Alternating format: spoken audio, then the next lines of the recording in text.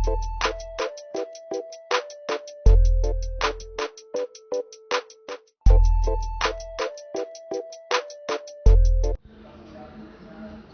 दोस्तों, एक बार फिर आप सभी का स्वागत है मेरे चैनल पर। मैं हूं नितेश पांडे और आप सभी का बहुत बहुत स्वागत करता हूं मेरे चैनल पर। आज हम बात कर रहे हैं एक नए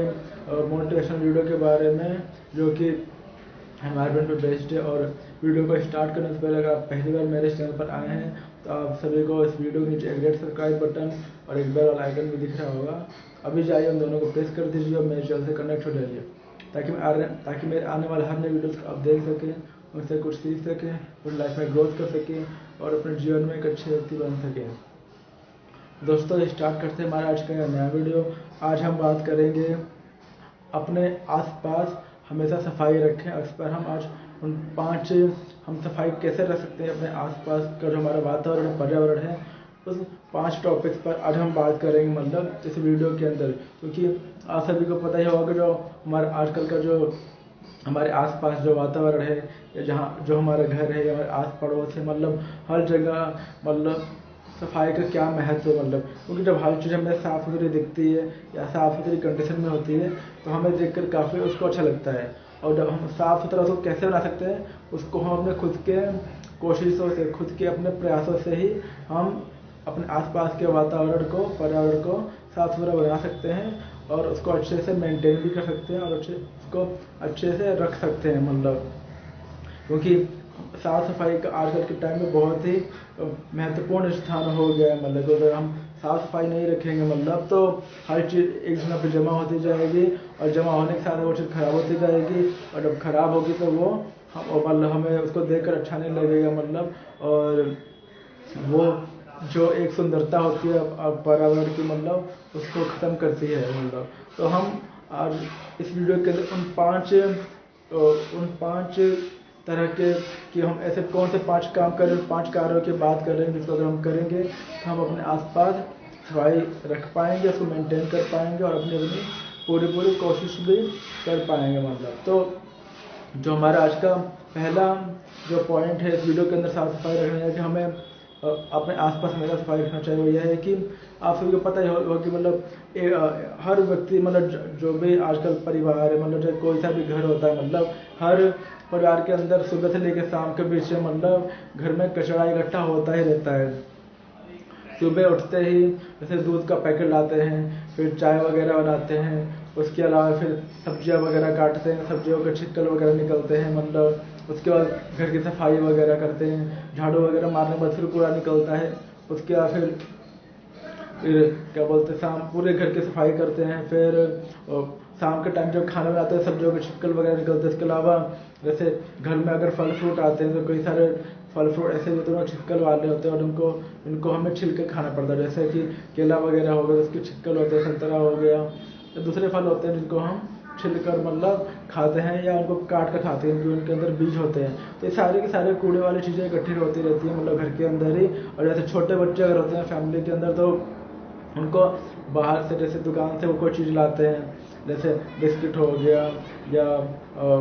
पॉपकॉर्न हो गया या दूसरे कोई नमकीन के पैकेट हो गए, तो इन सब चीज़ों को लाते रहते हैं, उन सब के भी कूड़े वगैरह इकट्ठे होते रहते हैं। मतलब कहने मतलब सुबह से लेकर शाम तक जो हमारे घर के अंदर एक्टिविटी होती है, मतलब जो भी हम काम करते हैं, उससे घर के अंदर कूड़ा इकट्ठा होता ही रहता है। मतलब चाहे वो हम दूध का पैकेट ले लें, चाहे हम सब्जियों को काटे पर उनका छिलका ले लें, जो छिलका होता है, चाहे हम फलों का छिलका ले लें, या सुबह शाम तक जो हम घर में झाड़ू वगैरह लगाते हैं तो उससे मिट्टी वगैरह निकलती है। मतलब तो हम कोई सा भी कचरा वगैरह की बात करें, और जैसे हम परचून की दुकान से जो राशन वगैरह भी लाते हैं तो उसमें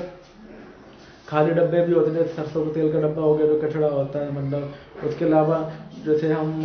कई सारे दाल वगैरह होता है तो वो पैकेटों वगैरह में आते हैं, हम पैकेट को काट कर उस दाल वगैरह को डब्बे में डाल देते हैं। या नमक का पैकेट होता है, नमक के पैकेट को काट कर हम डब्बे में डाल देते हैं। रिफाइंड हो गया या जो भी दूसरी चीज़ें होती हैं, नमक की, मसाले, उन सब पैकेट को फाड़ कर हम जब डब्बे में भर देते हैं तो उसके बाद वो कचरा होता है तो हम कूड़े में फेंकते हैं। मतलब तो कहने वाला जो भी हमारे एक दिन के अंदर जो भी हमारे घर में कचरा वगैरह इकट्ठा होता है तो उसको इकट्ठा करने के बाद हमें एक जगह पर घर के अंदर रखना चाहिए। मतलब और हमें कूड़े को एक जगह इकट्ठा कर कर रखने के बाद घर के अंदर, और जैसे जो अलग अलग कॉलोनियाँ वगैरह होती हैं, जैसे आजकल के टाइम में मतलब जैसे हर कॉलोनी के अंदर सुबह के टाइम गाड़ी वगैरह भी आती है, मतलब जैसे जो गवर्नमेंट की गाड़ी होती है स्वच्छता वाले, और सुबह सुबह छोटे छोटे टेम्पो जैसे गाड़ियाँ होती हैं मतलब दिखने वाली, और वो हर कॉलोनी की गलियों में से होकर गुजरती हैं, और जिन जिनको अपना कूड़ा डालना होता है वो उस कूड़ेदान के मतलब उस कूड़े वाली गाड़ी में डाल देते हैं। तो आपको जो पहला नियम वो यही करना है कि सुबह से लेके अगले सुबह तक जो भी कूड़ा या कचरा इकट्ठा होता है उसको आप एक पॉली बैग में रखिए, या डस्टबिन का जो एक बॉक्स होता है उसके अंदर इकट्ठा कीजिए। देन जैसे अगले नेक्स्ट डे मतलब कूड़े वाली गाड़ी आती है मतलब, तो उसको उसमें डाल दीजिए। अभी गली के अंदर कई जगहों पर जैसे हमारे यहाँ भी गलियों में आती है गाड़ी मतलब, तो आप उसको डाल दीजिए। और कई लोग होते हैं जिनके यहाँ पे मतलब गाड़ी आती है लेकिन कई जैसे कुछ दिन में आती है, कभी कभी नहीं भी आ पाती है, तो आपके मतलब आप कूड़े को इकट्ठा कीजिए। और जो भी रास्ते में कूड़ादान पड़ता है, जैसे जो बस स्टैंड होता है, बस स्टैंड के बाजू बहुत सारे मेन कचड़े वाले गाड़ियाँ जो वहीं पर जाके डालते हैं, मतलब वहाँ से भी खाली करके फिर वापस कॉलोनी में ले जाते हैं। तो आप जो मेन आपकी कॉलोनी का कूड़ादान है जहाँ पे कूड़ा वगैरह डाला रहता है, अगर बाई चांस कभी गाड़ी नहीं आती है तो आप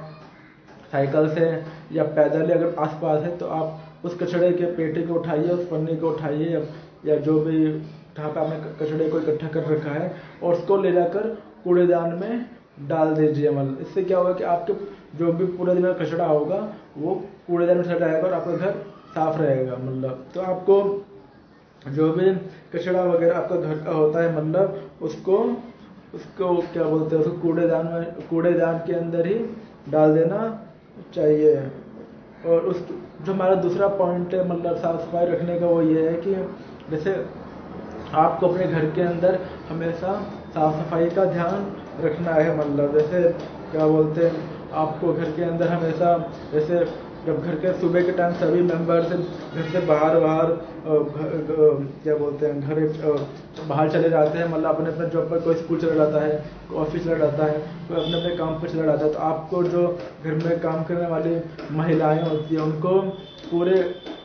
जो घर की सफाई होती है मतलब वो घर में अच्छे प्रॉपर तरीके से, मतलब जो आपका घर है मतलब उसमें झाड़ू को लगाने के बाद उसके कूड़े को डस्टबिन में डाल दें। देन उसके बाद पूरे घर में आप पोछे को लगाएं। मतलब इससे क्या होगा, आपके पूरे के पूरा जो घर में होगा उसकी पूरी की पूरी सफाई हो जाएगी और आपका घर नीट एंड क्लीन रहेगा। तो आपको मतलब अपने पूरे घर का मतलब अगर वो 1 फ्लोर का है, 2 फ्लोर का है, जितने भी गज का हो, कितना भी बड़ा हो, आपको डेली अपने घर के अंदर झाड़ू पोछा लगाकर मतलब अपने घर को साफ सुथरा रखना है, जिससे कि आपका जो घर होगा वो साफ सुथरा रहेगा, नीट एंड क्लीन रहेगा। और जब हमारा घर नीट एंड क्लीन होता है तो उससे बीमारियां वगैरह भी नहीं होती है। मतलब जैसे मान लो घर के अंदर कचरा मतलब जैसे मान लो घर में कचरा इकट्ठा होता जा रहा है और या किसी कोने में इकट्ठा होता जा रहा है घर के अंदर, तो आपने देखा होगा कि एक बार ये भी देखा होगा कि मान लो आपने कोई केला आपने बाजार से खरीदा और उसको घर में ला कर रख दिया और 2 दर्जन लिया, 1 दर्जन लिया, इसमें से आपने 5-6 केले खा लिए 1 दर्जन में से, और 3-4 केले अभी पड़े कोई खा नहीं रहा है, तो आप देखोगे 3-4 दिन बाद उसके ऊपर छोटे छोटे जो पतंगियाँ होती हैं उड़ने लगती हैं, मतलब जो कि अच्छा नहीं होता है। मतलब वो फिर मतलब खराब हो गया होता है। इस तरीके से जहाँ पर आपके घर के अंदर जहाँ कूड़ा रखते हो, तो अगर आप डेली फेंक देते हो कूड़े को कूड़ेदान के अंदर या गाड़ी के अंदर तो अच्छा होता है, लेकिन कई बार अगर कूड़ा वो इकट्ठा होता रहता है, अब देखेंगे कि उसके ऊपर छोटी छोटी सी पतंगियाँ वगैरह उड़ने शुरू हो जाती है, मतलब जो कि अच्छी नहीं होती है। उनसे मतलब वो गंदी चीज़ों पर ज़्यादा वो मंडराती वगैरह हैं। तो कहने का मतलब आपको और दूसरे रूल के अंदर जो साफ सफाई है कि आपको डेली का डेली अपने घर की प्रॉपर साफ सफाई करनी है। इससे क्या होगा, जैसे झाड़ू पोछे के थ्रू मतलब, और कहीं पे मान लो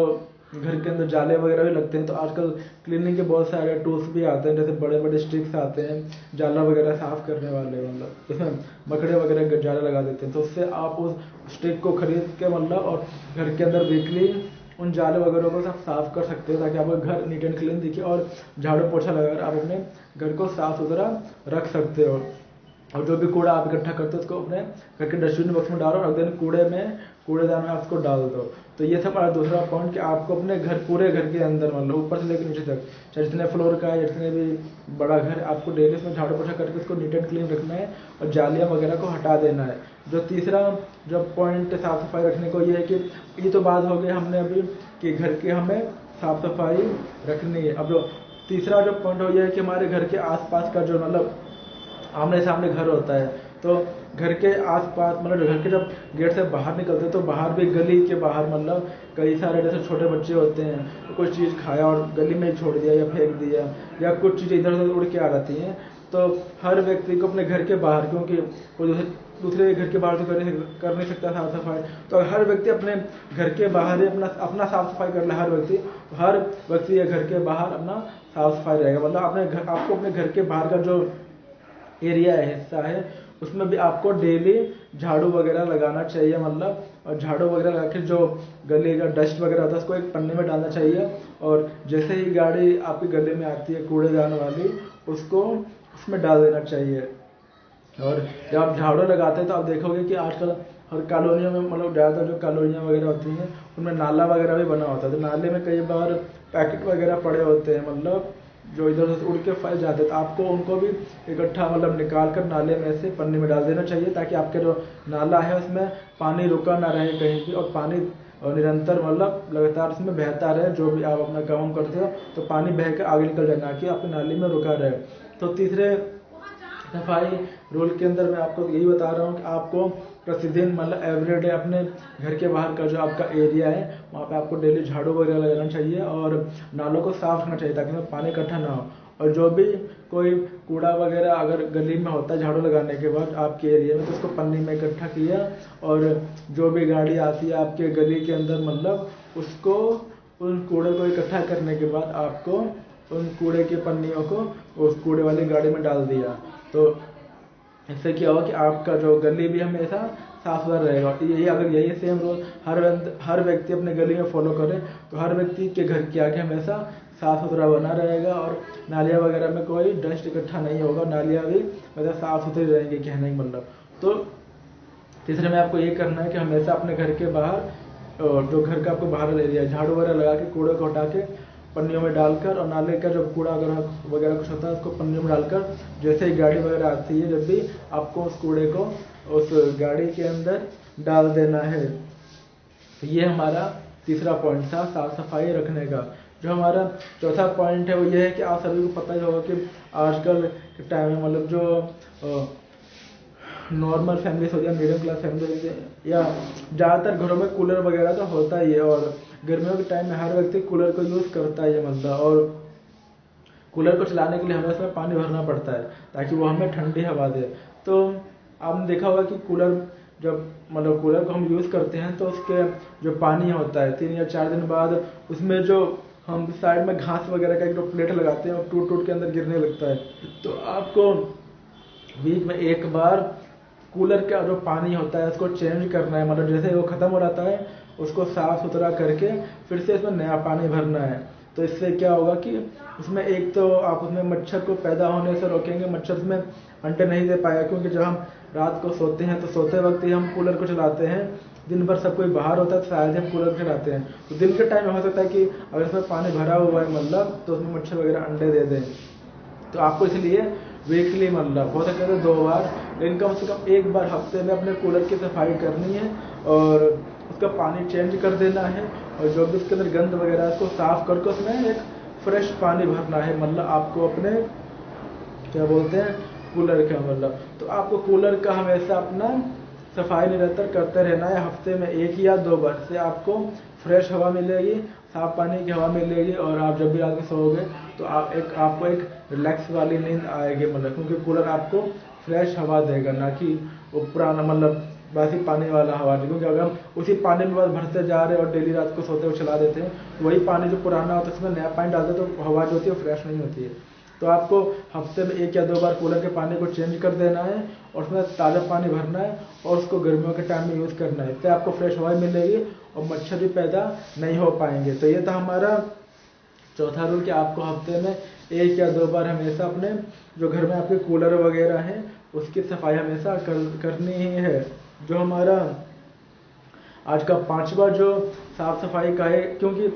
साथ ये भी साफ सफाई में आता है कूलर वाला जो मैंने आपको बताया। और पांचवा जो हमारा आज का रूल है कि आप सभी ने देखा ही होगा कि मतलब हमें अपने घर में कौन सी चीज़ ऐसी ज़्यादा अच्छी लगती है, मतलब हर व्यक्ति को अपने अंदर, जो कि साफ सफाई में ही आता है, मतलब तो वो है अपने घरों के बाहर मतलब या छत के ऊपर छोटे छोटे गमले वगैरह लगाना। क्योंकि सुबह के टाइम जब हम गमलों वगैरह को देखते हैं या घर के बाहर हम पेड़ पौधों को देखते हैं तो हमारे मन में एक फ्रेशनेस सी फीलिंग होती है, ताजगी सी फीलिंग होती है। तो अगर आपने देखा आपके पास आपका घर है लेकिन कहीं पर गमले वगैरह नहीं लगे हुए हैं, तो गमले वगैरह घर की सुंदरता को बढ़ाते हैं और उसमें फूल वगैरह निकलते तो और ज़्यादा हमें एक ताजगी वाली फीलिंग होती है। तो आप गमले वगैरह को आपको अपने घर के बाहर या छत के ऊपर लगाना चाहिए। और उसका जब गमले वगैरह लगाते हो तो उसको भी आपको देखना चाहिए कि बारिश के टाइम में जब बारिश होती है, क्योंकि गमले तो खुली जगह पर लगे हुए हैं, तो उसके अंदर जब बारिश का पानी जो गमलों में इकट्ठा हो जाता है, गमले आप लगाइए तो गमले लगाने के साथ उसकी सफाई भी तो हमें करनी पड़ेगी। जैसे डेली हर 2 या 3 दिन में पानी देना ताकि वो बढ़ता भी रहे। और कई बार अगर बारिश वगैरह हो जाती है तो गमलों में पानी भर जाता है, तो आपको उस जो गमला है मतलब उसका पानी को चेंज कर देना चाहिए ताकि उसमें मच्छर वगैरह अंडे ना दे सके। मतलब क्योंकि मच्छर वगैरह अंडे वगैरह देंगे जिससे मच्छर ज़्यादा तेज़ी से पैदा होंगे, ज़्यादा तेज़ी से पैदा होंगे तो वो लोगों को काटेंगे तो बीमारियाँ वगैरह पैदा के ज़्यादा चांसेस होंगे। तो हमें गमलों के अंदर मच्छरों को पैदा होने से रोकना है। तो गमले वगैरह आप लगाइए अपने घर की खूबसूरती के लिए, एनवायरनमेंट के लिए, पर्यावरण के लिए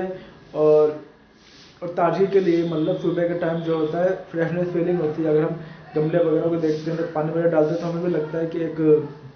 अच्छा फील होता है सुबह के टाइम गमलों को देखना। उसमें जो डेली फूल वगैरह निकलते हैं उनको देखकर हमें काफ़ी प्रसन्नता होती है। तो गमले को तो लगाना ही है, साथ में आपको अगर कभी बारिश वगैरह होती है तो इस चीज़ का भी ध्यान रखना है कि अगर आपके पास गमले बहुत सारे एंगल और गली में आपने लगा रखे हैं, छत के ऊपर लगा रखे हैं, तो बारिश के टाइम में अगर जब पानी वगैरह भर जाते हैं तो आपको हर 2 हफ्ते में 2 या 3 बार उसको चेक करते रहना है कि कहीं किसी गमले के अंदर पानी तो नहीं भर गया है। और अगर पानी वगैरह भर गया है तो आपको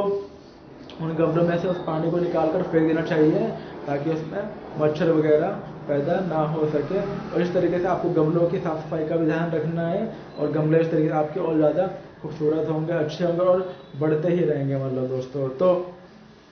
आज दोस्तों हमने इस वीडियो के अंदर बात किया कि हमें अपने घर मतलब अपने आसपास कौन से उन 5 नियमों को अपनाना चाहिए, मतलब जिसको हम साफ सफाई करते वक्त उसको हम ध्यान रख सकते हैं। तो जो हमने पहला बात किया था कि वो ये था कि जो भी हम 24 घंटे के अंदर अपने घर में कूड़ा वगैरह इकट्ठा करते हैं, चाहे वो दूध के पैकेटें हों, चाहे वो नमक के पैकेट हों, चाहे वो सब्जी के छिलके हों या फलों के छिलके हों, उसके अलावा जो भी हम परचून की तरह सामान लाते हैं, मसाले का पैकेट, दाल का पैकेट, जो भी A to Z होता है उन सबको इकट्ठा करना चाहिए। डेली आपका जो भी कूड़ा इकट्ठा होता है उसको इकट्ठा करके कूड़ेदान में डालना चाहिए। दूसरा जो पॉइंट है वो ये था कि आपको हमेशा मतलब जो अपने घर में पूरा झाड़ू पोछा अच्छे से लगाकर अपने साफ सफाई को मेंटेन करना चाहिए ताकि हर जगह आपको ताजगी दिखे, फ्रेशनेस दिखे और साफ सफाई दिखे। तो तीसरा था वो ये था कि आपका जो घर के बाहर का एरिया है, चबूतरा है, मतलब आपको वहाँ पर भी डेली जैसे डॉग वगैरह पन्नी वगैरह इधर उधर ले आते हैं मुंह में दबाकर, या बच्चे वगैरह खाते वक्त छोड़ देते हैं, खाते पीते हैं, छोटे छोटे बच्चे होते हैं चीज़ों वगैरह हाथ में ले लेते हैं और खाने में पन्नी वगैरह छोड़ देते हैं। तो अगर वो कहीं भी कूड़ा वगैरह दिखता है गली के अंदर तो आपको डेली वहाँ पर भी अपने घर के बाहर भी झाड़ू वगैरह लगाकर उन पन्नियों को इकट्ठा करके, नाली में अगर कोई कूड़ा वगैरह इकट्ठा हो गया है तो उसको भी निकाल कर पन्नी में डालकर जो आपकी डेली गाड़ी आती है आपकी गली के अंदर, मतलब आपको उस कूड़े को या कचड़े को उस गाड़ी में डाल देना चाहिए ताकि आपका नाला और आपकी गली हमेशा नीट एंड क्लीन रहे। जो चौथा मैंने आपको बताया कि ये यही था कि आपके पास कूलर तो होगा ही। आजकल ज़्यादातर लोग मीडियम क्लास या सिंपल नॉर्मल क्लास के लोग होते हैं जो AC वगैरह नहीं लगा पाते, तो वो लोग कूलर लगाते हैं। तो कूलर वगैरह अगर आप यूज़ करते हैं तो आपको गर्मी के टाइम में जब भी आप यूज़ करते हैं, सर्दियों में तो कूलर को आप साफ़ सुथरा कर उसको छोड़ दें, मतलब क्योंकि यूज़ तो होता नहीं, लेकिन गर्मियों के टाइम में आप डेली को यूज़ करते हो तो रात के टाइम आप कूलर का जो पानी होता है हफ्ते में 1 या 2 बार उसको साफ़ कर दें और ताज़ा पानी भर दें। इससे क्या होगा, मच्छर अंडे भी नहीं दे पाएगा और आपको डेली एक ताज़ा फ्रेश हवा मिलेगा कूलर का और आपको अच्छी और रिलैक्स वाली नींद आएगी। मतलब तो कूलर के पानी को आपको हमेशा हफ्ते में 1 या 2 बार चेंज कर देना है और उसमें ताज़ा पानी भर देना है। और जो लास्ट पॉइंट मैंने इस वीडियो के अंदर बताया साफ सफाई का कि वो ये था कि हर व्यक्ति जो आजकल की फैमिली अपने घर में पौधे वगैरह लगाती है, चाहे वो गली के बाहर लगाए या छत पर लगाए। तो पेड़ पौधे आप लगाइए, चाहे आप छत पर लगाओ या गली में लगाओ, लेकिन आपको उन पेड़ पौधों को ध्यान में रखना है, क्योंकि बारिश के टाइम में जो पानी वगैरह होता है उसमें एकत्रित हो जाता है, इकट्ठा हो जाता है, तो उसमें मच्छर वगैरह अंडे दे देते हैं। तो आपको उस चीज़ को ध्यान में रखते हुए जो बारिश वगैरह होती है तो आपको ध्यान रखना है कि पानी इकट्ठा ना हो, और हफ्ते में 1 या 2 बार अपने गमलों की चेकिंग करनी है जो पेड़ पौधे आपने लगा रखे हैं छत पर या गली में, और उसको साफ सुथरा रखना चाहिए, मतलब ताकि वो अच्छे से बढ़ते रहे और ताजगी और वो एकदम फ्रेश रहे और हमें अच्छा फील कराते रहे एनवायरनमेंट का, मतलब। तो कैसा लगा दोस्तों आप सबको मेरा आज का नया वीडियो, हमें उन 5 रूल्स को, साफ सफाई के नियमों को फॉलो करना चाहिए जो मैं ऑलरेडी इस वीडियो के अंदर आपको बता चुका हूँ। कैसा लगा आप सभी को मेरा आज का नया वीडियो, लाइक एंड कमेंट करके जरूर बताइएगा। फिर मिलेंगे एक नए वीडियो में नए टॉपिक के साथ, तब तक के लिए टेक केयर डियर।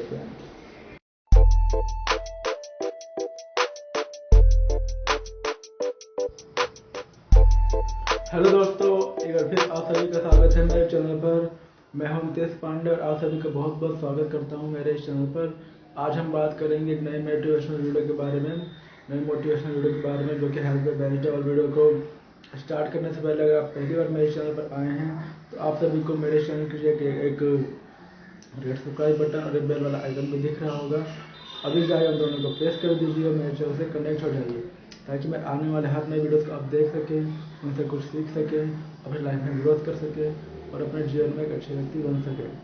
तो दोस्तों स्टार्ट करते हैं हमारा आज का नया वीडियो। दोस्तों आज हम बात करेंगे घने बालों के लिए। आज मैं आपको 5 चीज़ें बताऊंगा जिनको अगर आप खाएंगे तो आपके हमेशा बाल घने ही रहेंगे। तो आज हम बात करेंगे इस वीडियो के अंदर घने बालों के लिए आपको इन 5 चीज़ों को खाना चाहिए, जो कि मैं आपको इस वीडियो के अंदर बताने वाला हूँ। क्योंकि आप सभी को पता ही होगा कि जो हमारे बाल होते हैं हमारे लिए काफ़ी ज़्यादा महत्वपूर्ण होते हैं हमारे लुक के लिए, क्योंकि हम बाल जैसे हम अपने बालों की सेटिंग वगैरह करते हैं, मतलब कंघी करते वक्त, तो ऐसे ही हमारे जो चेहरा होता है उसके हिसाब से फिर वो अच्छा लगता है। और जो बाल जो हमारा बेस होता है वो टोटली जो बालों के लिए जो पोषण चाहिए होता है वो उसके लिए हमें विटामिन सी से रिलेटेड चीज़ें चाहिए होती हैं। मतलब विटामिन सी से रिलेटेड अगर हम जब चीज़ खाते हैं तो वही हमारे बालों के लिए लाभदायक होता है और अच्छा भी होता है। मतलब तो अगर आपका डेली खाने में मतलब अगर विटामिन सी आपको नहीं मिल रहा है, मतलब तो आपके बाल धीरे धीरे कमज़ोर हो जाएंगे और वो धीरे धीरे टूटने भी लगेंगे। मतलब तो आपको विटामिन सी जो कि होती है खट्टी चीज़ों के अंदर, तो आज मैं आपको उन 5 चीज़ों के नाम बताऊंगा, उन 5 को खट्टी चीज़ें जिसमें विटामिन सी होता है। कहने के लिए इमली में भी इमली भी खट्टी होती है, बट आपको इमली नहीं खाना है, तो इमली को नहीं बात करेंगे, लेकिन हम उन 5 विटामिन सी वाले चीज़ों की बात करेंगे, मतलब जो कि नेचुरल है और आप उनको खाएंगे तो आपके बाल अच्छे होंगे, घने भी होंगे और मजबूत भी होंगे। मतलब तो आपको उन 5 चीज़ों को खाना चाहिए जो कि आपके बालों के लिए अच्छा है। तो जैसा कि मैंने बताया जो हमारे बाल होते हैं वो बालों के लिए जो हमें जो पोषण चाहिए होता है वो विटामिन सी के अंदर होता है। विटामिन सी वो चीज़ें होती हैं जो कि खट्टे पदार्थ होती हैं, सभी नहीं होते लेकिन कुछ को छोड़ के बाकी सभी जो जिनको मैं बताने वाला हूँ उनका अगर आप खाएंगे मतलब तो आपके बाल अच्छे भी होंगे, घने भी होंगे, मजबूत भी होंगे। क्योंकि जो लोग मतलब जैसे आपने देखा होगा अगर कोई छोटा बच्चा होता है, मतलब तो 15 साल तक का अगर बच्चा या 20 साल तक का बच्चा होता है उसके बाल बहुत ज़्यादा घने हुए होते हैं, मतलब क्योंकि वो ग्रोथ वाला एज हो रहा होता है। मतलब तो इस टाइम में जो आपकी बॉडी है, आपकी बॉडी मतलब ग्रोथिंग वाला होने के कारण आपके बाल वगैरह काफ़ी घने होते हैं। लेकिन जैसे ही व्यक्ति 20 साल जब क्रॉस करता है और धीरे धीरे आगे वाले एज में बढ़ता है तो उसका हेयर फॉल स्टार्ट होता है। क्योंकि 20 साल के बाद एक्चुअली क्या होता है कि या तो बंदा स्टडी कर रहा होता है, कई लोग स्टडी के साथ जॉब वगैरह भी कर रहे होते हैं, तो उतना ज़्यादा अपने हेल्थ पे फोकस नहीं कर पाते और हेल्थ पे फोकस नहीं करते और डाइट पे फोकस नहीं करते। मतलब क्योंकि हमें अपने हेल्थ से जो चीज़ें चाहिए होती है, मतलब अगर वो चीज़ हमें नहीं मिलती है मतलब तो उसका असर हमारी हेल्थ पर दिखने लगता है। तो कहने के लिए तो लोग कई बार ये भी बोलते हैं कि जो हेयर फॉल वगैरह होता है मतलब वो स्ट्रेस से भी होता है, टेंशन वगैरह करने से भी होता है। मतलब जैसे हम जब भी सुबह उठते हैं और जब हमारा हेयर फॉल होता है हम अपने बालों क्योंकि करते वक्त एक तो होता है स्ट्रेस कि आपको पर्सनली कोई स्ट्रेस है, चाहे वो घर की प्रॉब्लम है या पर्सनल स्टडी की प्रॉब्लम है, और चीज़ों का असर हमारे मतलब बालों पर दिखता है उसकी वजह से, क्योंकि हमारे सर में दिमाग होता है और दिमाग पर जब हम स्ट्रेस लेते हैं तो उसका जो असर होता है हमारे बालों पर पड़ता है, और स्ट्रेस लेने के कारण हमारे बाल वगैरह टूटते हैं। ये तो चलो एक अलग रीज़न है। दूसरा जैसे रीज़न बताते हैं कि आप अगर क्या बोलते हैं उन चीज़ों से रिलेटेड चीज़ें नहीं खाओगे जो कि बालों से रिलेटेड चाहिए होता है, तो वो भी एक क्या बोलते हैं रीज़न होता है। तो जब हम 20 साल के बाद या तो हम कहीं पे जॉब कर रहे होते हैं और जॉब करने से स्टडी भी कर रहे होते हैं मतलब, तो हमारे ऊपर काफ़ी सारा स्टडी का स्ट्रेस होता है और दूसरे बहुत सारी चीज़ें होती हैं, तो हम उस टाइम अपनी डाइट को फॉलो नहीं कर पाते हैं। तो जैसा कि मैंने बताया कि जो विटामिन सी होता है वो हमारे बालों के लिए बहुत ज़्यादा ज़रूरी होता है। अब देखा होगा कि जैसे जब मैं कॉलेज के टाइम में था तो उस टाइम मतलब मेरी मतलब 10 साल पहले मतलब जब मैं 17-18 साल का था मतलब, तो उस टाइम उतनी नहीं होती थी। बट अभी क्या होता है कि जब एज बढ़ती है तो एज के हिसाब से फिर हेयर फॉल भी होने लगता है। लेकिन एक होता है कि डेली 4-5 बार तोड़ना और एक होता है आपका हेयर फॉल होते जाना। तो ये जो नेचुरली होता है 4-5 बार ही तोड़ते हैं, लेकिन अगर डेली बहुत ज़्यादा आपके बाल टूटे तो मतलब उसका होता है स्ट्रेस से रिलेटेड भी होता है। जब भी आप एक तो जैसे मैंने स्ट्रेस आपको बताया, दूसरा होता है कि जब भी आप कहीं के बाल टूटते हुए देखते हैं तो वो भी आपको टेंशन रहती है अगर मेरे हेयर फॉल हो रहा है, मेरे बाल टूट रहे हैं। तो एक्चुअली कहीं ना कहीं जो इसका रीज़न होता है स्ट्रेस तो होता है, लेकिन और कहीं ना कहीं जो रीज़न होता है वो होता है आपके शरीर में विटामिन सी की कमी होना। क्योंकि आप उसमें फिर सुबह और शाम को सिर्फ दाल रोटी या चावल या सब्जी खाते हैं, लेकिन अगर उसमें विटामिन सी की मात्रा नहीं होगी तो आपके बालों को विटामिन सी नहीं मिलेगा, और जब आपके बालों को विटामिन सी नहीं मिलेगा तो उससे भी आपके बाल वगैरह टूटने लगेंगे। क्योंकि हमारे जो बाल होते हैं उनकी जड़ों को और बालों की जो पोषक तत्व होता है उसके लिए हमें विटामिन सी का जरूर चाहिए हुए रहता है। तो अब हम स्टार्ट करते हैं जो कौन से 5 नेचुरल चीज़ें हैं जिनको अगर हम खाएंगे तो हमारे बाल मजबूत भी होंगे, अच्छे भी होंगे और काफ़ी घने भी होंगे। तो जो हमारा पहला विटामिन सी वाला प्रोडक्ट है जिसको हमें मतलब खाना चाहिए और वो है संतरा। संतरा जो होता है उसमें विटामिन सी बहुत ज़्यादा भरपूर मात्रा में होता है। लेकिन जो संतरा होता है वो एक मौसमी फल है, मतलब वो मौसम के हिसाब से मिलता है। मतलब जैसे भी सर्दियाँ आ रही हैं तो आपको संतरे वगैरह दिखेंगे मार्केट में मिलते हुए। तो गर्मियों में शायद संतरा नहीं मिलता है, मिलता भी बड़े बड़े मार्केट में मिलता है और महंगे भी मिलते हैं। तो कहने का मतलब आपको संतरा वगैरह अगर मौसम है संतरे का तो ज़्यादा से ज़्यादा संतरे वगैरह खाना चाहिए, मतलब ताकि आपके बालों के लिए आपको विटामिन सी मिलता रहे। और जब आपके बालों को विटामिन सी मिलेगा तो आपके बाल घने भी होंगे, मजबूत भी होंगे और अच्छे भी होंगे। तो पहला जो चीज़ मैंने बताया आपको संतरा खाना चाहिए। और फिर आप पूछेंगे कि चलो हमने मौसम जो मतलब अगर जो संतरे का मौसम है, क्योंकि मौसमी फल है, जैसे आम गर्मियों के मौसम मिलता है तो संतरा सर्दियों के मौसम में, तो अब उसके बाद हम क्या करेंगे संतरा नहीं मिलेगा तो आपको अगर जैसे अगर वो मौसम है तो आपको तुरंत संतरे खरीद के खा सकते हो। अगर मौसम नहीं है तो उसके बने बनाए जूस के डब्बे वगैरह भी आते हैं, जैसे रियल का जूस आता है मतलब, और दूसरे भी ब्रांड्स के जूस आते हैं और पतंजलि का जूस भी आता है मतलब। तो जो ऑरेंज फ्लेवर का जूस हो जिसमें विटामिन सी हो मतलब तो आपको अगर उसका मौसम नहीं है तो आपको डायरेक्ट उसका जूस लेकर मतलब जो बड़े बड़े डब्बे में आते हैं 1 लीटर के होते हैं उनको खरीद कर पीना चाहिए मतलब। तो फिर क्या होगा आपने उतने टाइम आपके जो शरीर में विटामिन सी की कमी नहीं होगी। तो आपको जो पहला मैंने बताया कि आपको संतरों को खाना चाहिए, उसके जब उसका मौसम चल रहा होता है वो तुरंत खरीद के खाना चाहिए मतलब, जब मौसम नहीं तो उसका जूस पीना चाहिए। और जब उसका मौसम चल रहा होता है तो उसके जूस जो होते हैं संतरे के मतलब आपको जूस वाली दुकानों पर ही मिल जाते हैं। एक तो लोग तुरंत संतरे को छिल के तुरंत खा जाते हैं, वो भी अच्छा होता है। और एक होता है इसके जूस भी मिलते हैं जूस की दुकान पर, जिसको 30 रुपये 40 रुपये 50 रुपये गिलास मिलता है। तो वो आपके ऊपर डिपेंड करता है मतलब। तो आप इस तरीके से भी जूस भी पी सकते हैं और मौसम में डायरेक्ट संतरा भी खा सकते हैं। जो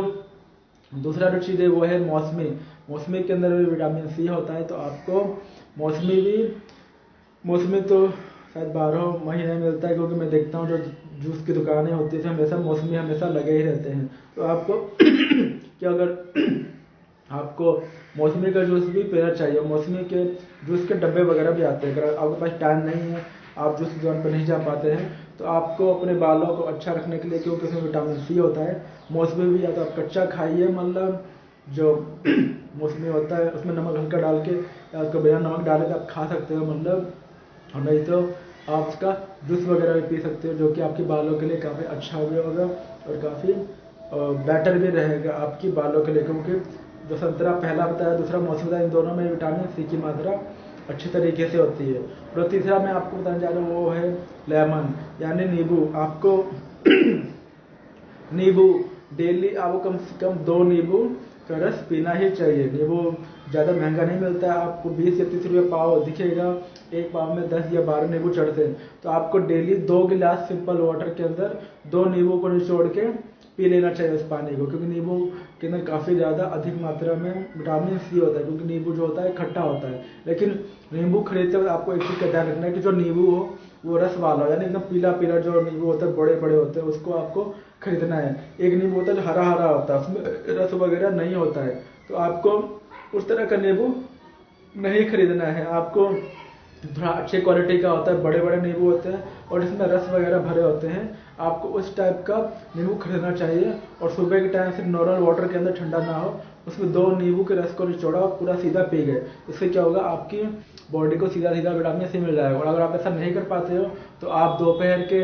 जो आपका लंच का टाइम होता है या रात के डिनर का टाइम होता है, उसमें आप नींबू को ऐसा सैलड भी, मतलब उसका रस लेकर आप उसको यूज़ कर सकते हो। दाल के अंदर रस डाल दिया या सैलड के ऊपर डाल दिया, या डायरेक्ट भी आप उसको नींबू को, मतलब उसका रस होता है, चूस सकते हो मतलब। तो आपको नींबू को भी अपने मतलब डेली, और नींबू तो 12 महीने मिलता है, हाँ कभी सस्ता मिलता है कभी महंगा मिलता है, लेकिन ये 12 महीने मिलता है। तो इसको भी आप अपने डेली जो खान पान होता है उसमें आप इस जो नींबू होता है विटामिन सी का बहुत ही अच्छा स्रोत है, मतलब बहुत ही अच्छा सोर्स है, इसको भी आप अपने डाइट में ला सकते हैं, मतलब जो आपकी बालों के लिए काफ़ी अच्छा होगा और बेटर होगा। और इससे आप नींबू वगैरह खाएंगे मतलब, तो आपके जो बाल होंगे काफ़ी लॉन्ग टाइम तक अच्छे रहेंगे मतलब। तो आपको मैंने बताया, आपको नींबू भी अपने डाइट में इसका सेवन वगैरह करना चाहिए। चौथा जो मैं आपको बता रहा हूँ वो है आंवला। आंवला जो होता है उसमें भी विटामिन सी काफ़ी ज़्यादा मात्रा में होता है, और आंवला भी खट्टा होता है। तो आंवला जो होता है वो तो वही मौसम के हिसाब से ही मिलता है, मतलब जैसे कि अभी सर्दियों का टाइम आने वाला है, तो लोग, मैंने देखा है कि जो जूस की दुकान पे गाजर के जूस में लोग आंवला भी डाल के देते हैं मतलब। तो आपको आंवला भी, कच्चा तो बहुत ज़्यादा हार्ड होता है मतलब खाने में, लेकिन आंवला की ड्राई कैंडीज आती हैं, आंवले का मुरब्बा वगैरह भी आता है, जैसे पतंजलि का आता है, मैंने कई बार खाया है मतलब। तो आंवले का मुरब्बा आता है, एक ड्राई वाला आता है, एक सूखा वाला आता है, तो आपके चॉइस पे डिपेंड करता है। तो कहने मतलब आधा किलो के डब्बे में 10-15 आंवले होते हैं जो मुरब्बा होता है, सूखे वाले में ज़्यादा होता है क्योंकि रस का बाहर नहीं होता है। तो आपको अपने हिसाब से डिसाइड करना है, और डेली एक आंवला खाना ही है, जो कि आपको डब्बे खरीद कर, मतलब तो आपको अपने डेली जो आपका यूसेज में आपको डेली एक आंवला खाना है। डेली एक आंवला खाने से क्या होगा कि आपको आपकी अपने हेयर के लिए, अपने अच्छे बालों के लिए आपको डेली आंवला खाने से आपको विटामिन सी लगातार मिलता ही रहेगा, जो कि आपके बालों के हेल्थ के लिए काफ़ी अच्छा भी होगा और आपके बाल काफ़ी बेहतर रहेंगे। तो जैसा कि मैंने बताया कि आप जो आंवला होता है मौसम के हिसाब से होता है, तो और आंवले के अचार वगैरह भी आते हैं। तो अचार में भी एक होता है स्पाइस, मतलब मसाले वाला, एक सिंपल होता है, तो आप उसको अचार के तौर पर भी आंवले के अचार को खा सकते हैं। तो कहने का मतलब आपको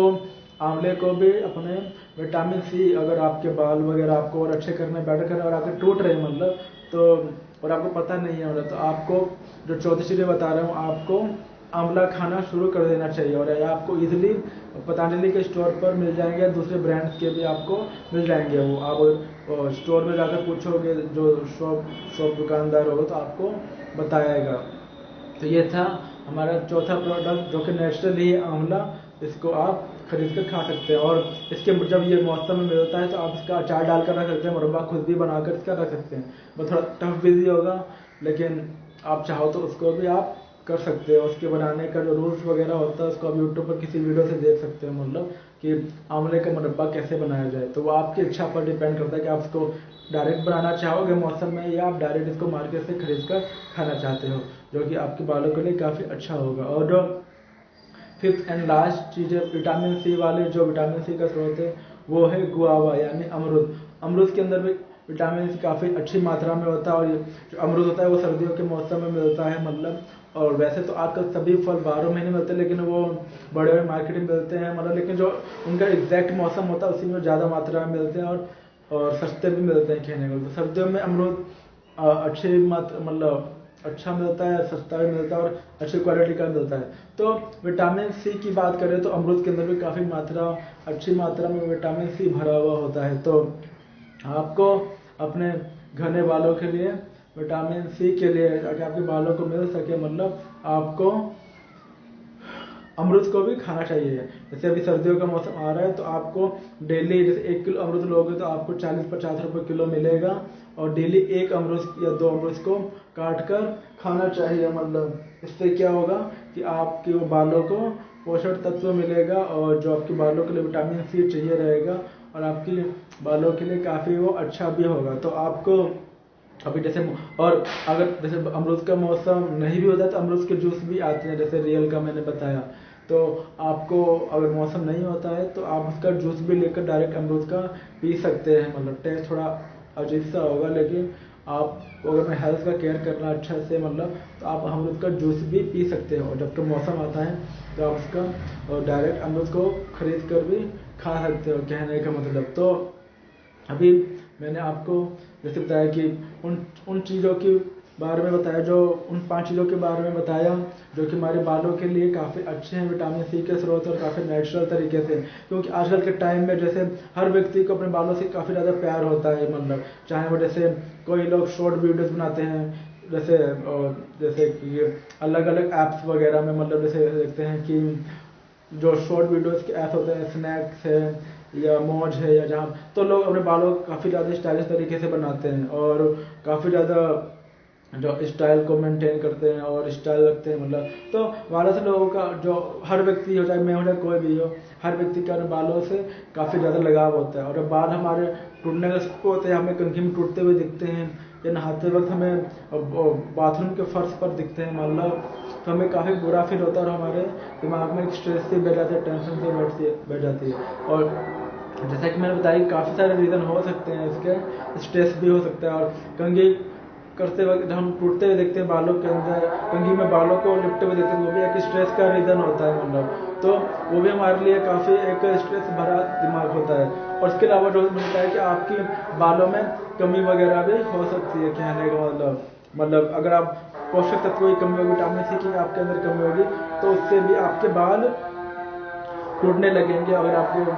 वो पोषक तत्व, वो विटामिन सी अगर आपके शरीर को नहीं मिलेगा तो बालों को टूटना फिर जाहिर सी बात है। तो कहने का मतलब आपको, मतलब जैसे मैंने आज उन 5 नेचुरल फलों के नाम बताए, मतलब उनको अगर आप खाओगे तो आपके बाल नेचुरली सॉलिड रहेंगे, अच्छे रहेंगे, मजबूत रहेंगे, और काफ़ी लंबे समय तक टिकाऊ रहेंगे, मतलब। क्योंकि हर व्यक्ति अपने बालों से प्यार करता है, उससे अटैच होता है, हर को अलग अलग बालों का स्टाइल रखने में, सेट कराने में, सैलून में जाकर काफ़ी मज़ा आता है। और जब हमारे बाल अच्छे दिखते हैं, गुड लुकिंग दिखते हैं, घने दिखते हैं, तो हम उन्हें बालों से भी उसको सेट करते हैं, मतलब तो हमें काफ़ी एक अच्छा फीलिंग आता है अपने हाथों के अंदर। तो बाल अगर नहीं होते तो हमें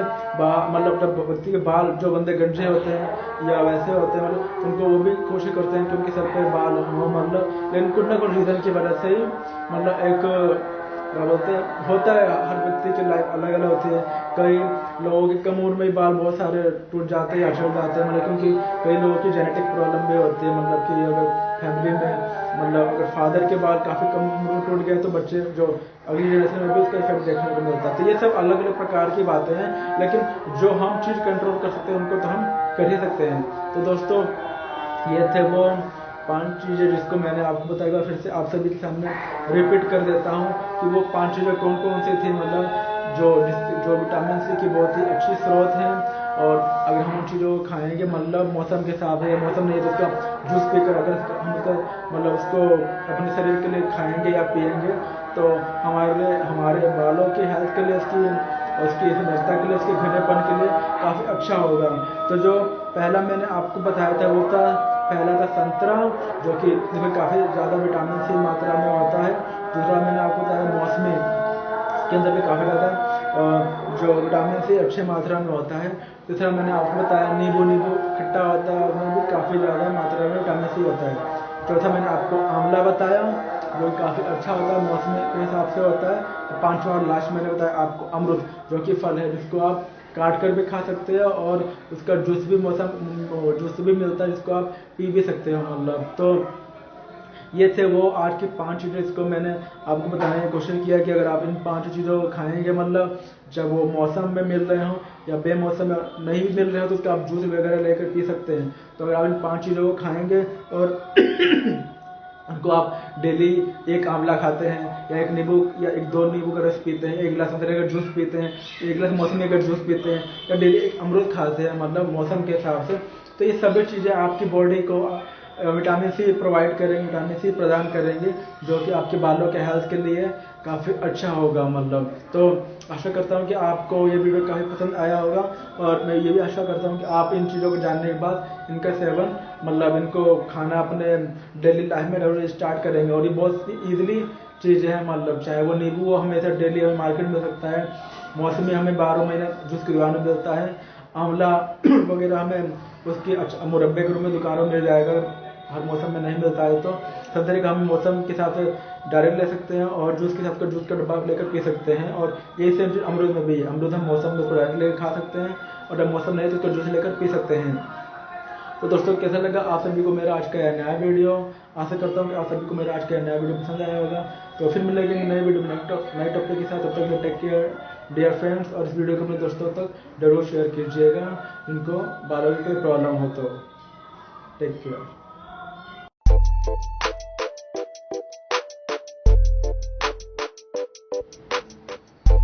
हेलो दोस्तों, एक बार फिर आप सभी का स्वागत है मेरे चैनल पर। मैं हूं नितेश पांडे और आप सभी का बहुत बहुत स्वागत करता हूं मेरे इस चैनल पर। आज हम बात करेंगे एक नए मोटिवेशनल वीडियो के बारे में जो कि क्लीनिंग पर बेस्ड है, साफ सफाई पर बेस्ड है। और वीडियो को स्टार्ट करने से पहले अगर आप पहली बार मेरे चैनल पर आए हैं तो आप सभी को मेरे इस वीडियो के नीचे एक रेड सब्सक्राइब बटन और एक बेल वाला आइकन भी दिख रहा होगा, तो अभी जाइए उन दोनों को प्रेस कर दीजिए और मेरे चैनल से कनेक्ट हो जाइए, ताकि मैं आने वाले आप हर नए वीडियोस को आप देख सकें, उनसे कुछ सीख सकें, अपनी लाइफ में ग्रोथ कर सकें और अपने जीवन में एक अच्छे व्यक्ति बन सके। तो दोस्तों स्टार्ट करते हैं हमारा आज का नया वीडियो। आज हम इस वीडियो के अंदर बात करेंगे कि मच्छरों को पैदा होने से कैसे रोकें, और उसके ऊपर हम 5 उन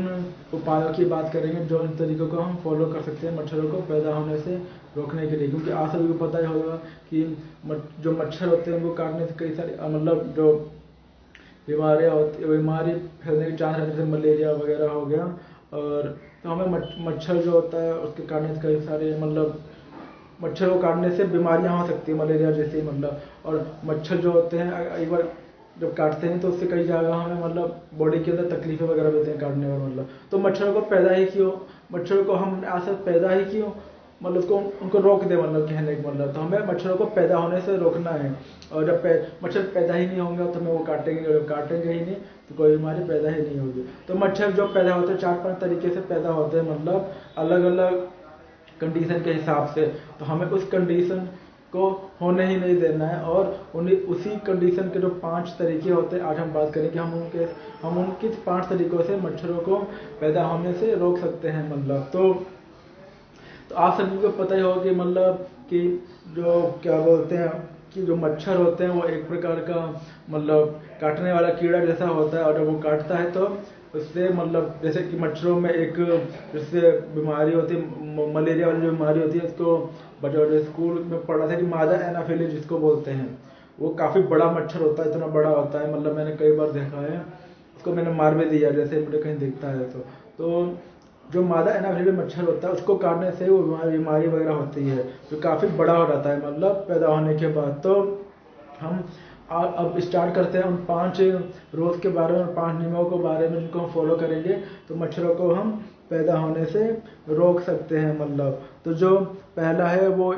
यही है कि जो मच्छर को पैदा होने से रोकने का कि आपको मतलब जो आपका कूलर होता है घर के अंदर मतलब जो हर व्यक्ति मतलब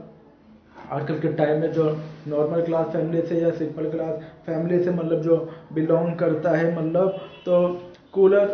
का जो पानी होता है मतलब क्योंकि आप अगर कूलर यूज़ करते हो तो उसमें क्या बोलते हैं आप पानी वगैरह डालते हैं, क्योंकि पानी डालने पर ही वो हमें ठंडी हवा देता है। तो एक्चुअली आपको फिर जो कूलर वगैरह होता है, तो कूलर का जो पानी होता है, मतलब जैसे आप रात में जब सोते होते आप कूलर चलाते हो तो उसमें पानी भर के चलाते हो, तो कूलर में जो हम पानी भरते हैं तो रात भर में पूरा पानी यूज़ नहीं होता है, इसमें थोड़ा बहुत पानी बच जाता है। देन अगले दिन क्या होता है कि अगले दिन हम रात को ही कूलर यूज़ करेंगे तो उसमें जो थोड़ा बहुत पानी बच जाता है, पूरे दिन में जो खाली टाइम होता है तो हो सकता है कि आपके आसपास मतलब जो मच्छर वगैरह कहीं से घूम के आए और उस जो आपके कूलर के अंदर, क्योंकि वो तो छोटा होता है, कूलर के अंदर भी जा सकता है, जो आगे का जो कूलर का जाला होता है, हाँ वो पंखड़ी होती है, वहाँ के रास्ते से वो पानी वो कूलर के अंदर जाए, वहाँ पे अंडे वगैरह दे दे कहने मतलब। तो पहला जो तरीका है वो, तो आपको कूलर का जो पानी होता है आपको हफ्ते में 1 या 2 बार चेंज कर देना है, क्योंकि चेंज करने से क्या होगा, मच्छर उसमें अंडे दे नहीं पाए और देगा भी तो वो साफ सफाई के थ्रू वो हट जाएगा। तो आपको हफ्ते में 1 या 2 बार मतलब मच्छरों को पैदा होने से रोकने के लिए अपने जो आपका कूलर है, मतलब कूलर के हफ्ते में 1 या कम से कम 2 बार अगर कोशिश कीजिए तो 2 बार आप सफाई करिए और उसका पानी चेंज कीजिए। इससे क्या होगा कि उसमें पानी साफ रहेगा, और जब पानी साफ रहेगा तो जब आप सोओगे तो आपको फ्रेश नींद आएगी, अच्छी नींद आएगी और आपको रिलैक्स वाली नींद आएगी। तो आपको हफ्ते में पहले नियम के अनुसार जब मच्छरों को कैसे रोकें, आपको हफ्ते में 1 या 2 बार जो आप कूलर यूज़ करते हो गर्मियों के टाइम में रात को सोने के लिए और उसमें पानी भरते हो ताकि वो भी ठंडी हवा दे सके, तो आपको उसको हफ्ते में 1 या 2 बार उसका पानी चेंज कर देना है और साफ पानी भरना है, ताकि उसमें मच्छर पैदा होने से रुक सके, मतलब उनको रोका जा सके और उसमें वो अंडे दे ना सके, मतलब पानी जो आपके कूलर के अंदर होता है। तो ये तो हमने बात की पहले नियम की। दूसरा जो नियम है वो ये है कि कई बार हम घर में देखते हैं कि जो हमारे घर में टूटे फूटे मतलब जैसे कोई बर्तन होता है, कटोरी हो गई या गिलास हो गया या कोई कैसा ही बर्तन हो गया, तो हम घर में या छत के ऊपर कई बार लोग इकट्ठा करते जाते हैं, या कई लोग के पास गाड़ी होती है तो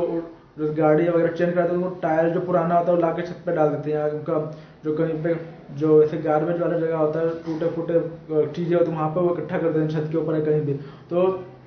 बारिश के टाइम में होता क्या है कि उन बर्तनों के अंदर या जैसे टायर के अंदर हो गया या जो बर्तन हो गए वो उसके अंदर वो पानी जमा हो जाता है, मतलब और आप अगर चेक नहीं कर पाते हैं मतलब तो पानी वहाँ पे इकट्ठा होने की वजह से मच्छरों को तो जगह चाहिए होता है जहाँ पे पानी मिलता है वहाँ पर वो अंडे देना की कोशिश करते हैं, मतलब। तो आपको ऐसे जो कचड़े होते हैं अगर टूटे फूटे बर्तन हैं या टायर वगैरह हैं तो उनमें अगर वो कहीं पड़े हुए हैं घर के अंदर आसपास तो उसमें आपको चेक करते रहना है और हो सके तो उनको बेच देना है या उनको थ्रो कर देना है या रिसाइकलिंग के लिए दे देना है, लेकिन उसमें पानी जमा नहीं होने देना है। तो अगर आपके पास ऐसी कोई चीज़ वगैरह है जहाँ पे मतलब पानी वगैरह इकट्ठा हो रहा हो उन बर्तनों के अंदर, चाहे वो टायर वगैरह हो या टूटे फूटे बर्तन वगैरह हो, तो उनको आपको वीकली मतलब हफ्ते में 1 बार चेक करिए कि कहीं दिमाग से उतर जाए, क्योंकि हम बर्तन लेते इधर उधर रख देते हैं टूटने के बाद, तो हो सकता है कि दिमाग से उतर जाए और कहीं इधर उधर हम रख दें या छत पर कहीं इकट्ठा वो हो रहा हो। तो आप अगर नहीं आपको ध्यान में तो आप इस वीडियो को देखने के बाद ऐसे जगहों को आप ध्यान में रखिए जो आपके छत पर हो, मतलब जहाँ पे किसी जगह पर पानी को इकट्ठा हो रहा हो किसी टूटे फूटे बर्तन के अंदर या टायर के अंदर या गली के बाहर भी, मतलब तो आपको वहाँ से उस पानी को फेंक देना है और ऐसे कोई बर्तन वगैरह तो आपको उसको बेच देना है या रिसाइकलिंग के लिए दे देना है, और आपको कोशिश करना है कि वहाँ पर इस तरीके का मतलब पानी वगैरह इकट्ठा ना हो, पानी वगैरह वहाँ पे इकट्ठा नहीं होगा ऐसे बर्तनों के अंदर और ऐसे बर्तन ही नहीं होंगे तो हम मच्छरों को पैदा होने से रोक सकते हैं, और जब वहाँ पे मच्छर पैदा नहीं होंगे तो हमारे लिए अच्छा होगा, हम मतलब और फिर बीमारियाँ नहीं होंगी। तो दूसरे नियम के अंदर हमने बात किया कि हमें जो टूटे फूटे बर्तन होते हैं या टायर होते हैं जो भी चीज़ ऐसी का दूसरी कोई चीज़ होती है तो उसको हमें आसपास ध्यान रखना है, छत के ऊपर या घर के अंदर गली के बाहर, और वहाँ पर अगर पानी इसमें इकट्ठा हो रहा है तो उसको वहाँ से हटाकर फेंक देना चाहिए, और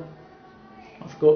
हटाकर फेंकने के बाद आपको उसको जो बर्तन होता है उसको भी रिसाइकलिंग में भेज देना चाहिए या थ्रो कर देना चाहिए अगर वो यूज़ करने के लायक नहीं है। जो तीसरा जो नियम है वो ये है कि आपका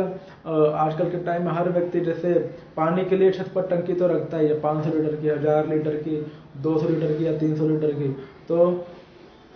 पानी इसमें हमेशा हम भर के रखते हैं, मतलब ताकि हम नहाने के लिए जैसे जो घर के अंदर टंकी होती है मतलब उसको हम पानी के लिए यूज़ करते हैं मतलब। तो आपको जो पानी है मतलब उस पानी को मतलब उसमें जमा होने से रोकना है मतलब। और जो टंकी होती है जिसमें पानी भरते हो मतलब, तो बिजली का उसमें पानी भरते हो तो हफ्ते में एक दिन कोशिश कीजिए उस टंकी को साफ करके मतलब उसमें फिर दोबारा पानी चढ़ाने। क्योंकि पानी तो आप जो आपके ज़मीन के नीचे आप टंकी बना रहे हो उसी पानी आप छत की टंकी पर चढ़ाते हो, ताकि जो आपके घर में बाथरूम वगैरह हैं या वॉशरूम वगैरह है मतलब उनके नलों में पानी आ सके टंकी से चढ़ाने के बाद। तो आपको ये कोशिश करनी चाहिए कि आपका जो घर पे मतलब जो टंकी या छत के ऊपर एक हो या दो या तीन हो, तो हफ्ते में एक या दो बार जब भी आप पानी हटा देते हो पानी, और जब पानी यूज़ करने के बाद पूरी टंकी खाली हो जाती है मतलब, तो आपको टंकी को अच्छे से साफ कर लेना चाहिए और उसको ढक के रखना चाहिए प्रॉपर। क्योंकि जहाँ भी अगर कहीं साइड में होल हुआ उसमें वो मच्छर जाके अंडे दे सकेगा मतलब, उसमें उसको फिर चांसेस हो जाएंगे अंडे देने के। तो आपको जो घर के ऊपर टंकियाँ वगैरह हैं उनके ढक्कनों को एक तो प्रॉपर तरीके से ढक कर रखना चाहिए मतलब। और दूसरा उसके पानी को भी हफ्ते में एक या दो बार जब भी आप टंकी खाली करते हो मतलब खाली हो जाती है पूरी, और जब नया पानी चढ़ाते हो तो चढ़ाने से पहले आपको अपने जो टंकी वगैरह है उसको खाली रखनी चाहिए। इससे क्या होगा कि मच्छर वहाँ पर अंडे नहीं दे पाएगा। तो आपको ये पूरी कोशिश करनी चाहिए मतलब कि इस तरीके से भी हम उनको मतलब पनपने से या पैदा होने से हम उनको रोकें। जो चौथा जो नियम है वो ये है कि आपने देखा होगा कि आप अपने घर के बाहर या छतों पर मतलब बहुत सारे गमले वगैरह लगाते हैं अलग अलग फूलों के, और दूसरी तरह के भी लोग लगाते हैं जैसे टमाटर का या मिर्च के मतलब अपने मतलब जो जैसा उनको अच्छा लगता है मतलब। तो एलोवेरा के तो हम अपने घर के बाहर भी लगाते हैं, छत पर भी आजकल लोग पेड़ पौधे तो लगाते ही हैं। तो बरसात के टाइम एक्चुअली होता क्या है कि जब बारिश होती है, क्योंकि खुली जगह पर लगे होते हैं, तो उसमें बारिश का पानी जमा हो जाता है और अगर हम उसको चेक नहीं करते हैं तो उसमें भी मच्छर हो सकता है कि उसमें वो अंडे वगैरह दे दे। तो हमें और खासतौर पर बारिश के टाइम में मतलब, क्योंकि बारिश के टाइम में तो ज़्यादा चांस होता है इस तरीके का मतलब पानी भरने का फिर अंडे देने का। तो आपको जो छत पर आपके गमले वगैरह रखे हुए हैं मतलब उनमें आपको बारिश के टाइम में हर हफ्ते में एक या दो बार जब भी बारिश होती है तो चेक करके उसका पानी थ्रो कर देना, फेंक देना है मतलब। और उसको हमेशा जैसे पहले हम गर्मियों के टाइम में उसको रखते हैं मतलब हफ्ते में एक या दो बार पानी डालते हो वैसे ही रखना है। तो आपको जो आपके छत पे या गली के बाहर जो भी गमले वगैरह रखे हुए हैं उनमें पानी को इकट्ठा होने से मतलब बरसात का पानी को इकट्ठा होने से रोकना है। और जब भी बारिश वगैरह होती है तो आपको बारिश के टाइम में जैसे कहा जाता है कि जुलाई अगस्त और सितंबर के महीने में जो बरसात का टाइम होता है उस टाइम में ज़्यादा बारिश वगैरह होती है मतलब हर जगह पर, खासतौर पर नॉर्थ दिल्ली वगैरह में मतलब मौसम आ जाता है मतलब सावन भादों के महीने में ज़्यादा बारिश वगैरह होती है। तो ऐसे टाइम में आपको अपने गमलों का ध्यान रखना चाहिए। जो भी आपने पेड़ पौधे गमलों में छत के ऊपर या गली के बाहर लगा रखे हैं तो आपको उनका ध्यान रखना चाहिए और कोशिश करना चाहिए कि जब भी बारिश होती है तो आपने उसको चेक करके मतलब थोड़ा उसका पानी फेंक दिया, ताकि उसमें मच्छर वगैरह जो होते हैं वो पैदा ना हो सके। तो ये था चौथा रूल। और जो हमारा पांचवा रूल है ये है कि कई बार छत के जो हमारा छत होता है उसमें कई जगह पर जैसे जो नए छत होते हैं उसमें तो कोई प्रॉब्लम नहीं, लेकिन कई बार जो छत होते हैं उसमें जैसे कई गड्ढे वगैरह हो जाते हैं या कहीं पे पानी निकल नहीं पाता है मतलब, और रुका हुआ रहता है, बारिश होने के बाद भी छत हो गया जो जैसे हम वहाँ पे जाते ही नहीं है मतलब यहाँ पे हम छत की जो एक मेन जो मतलब जो छत के ऊपर एक जहाँ पे हमने टंकी रख रखा है उस छत पर कोई नहीं जाता है मतलब, तो वहाँ बारिश होने के बाद छत पर पानी भरा हुआ रहता है जो कि हम चेक नहीं कर पाते हैं। तो पांचवें रूल के अंदर आपको अगर बारिश वगैरह होती है कभी भी तो छत पर जाकर अगर ऐसी जगह पर कहीं पानी इकट्ठा होता है तो आपको झाड़ू वगैरह से उस पानी को हटा देना चाहिए, वाइपर मार के उस पानी को हटा देना चाहिए, ताकि उसमें मच्छर पैदा अंडे देकर पैदा ना हो सके। और हमें उस पानी को अपने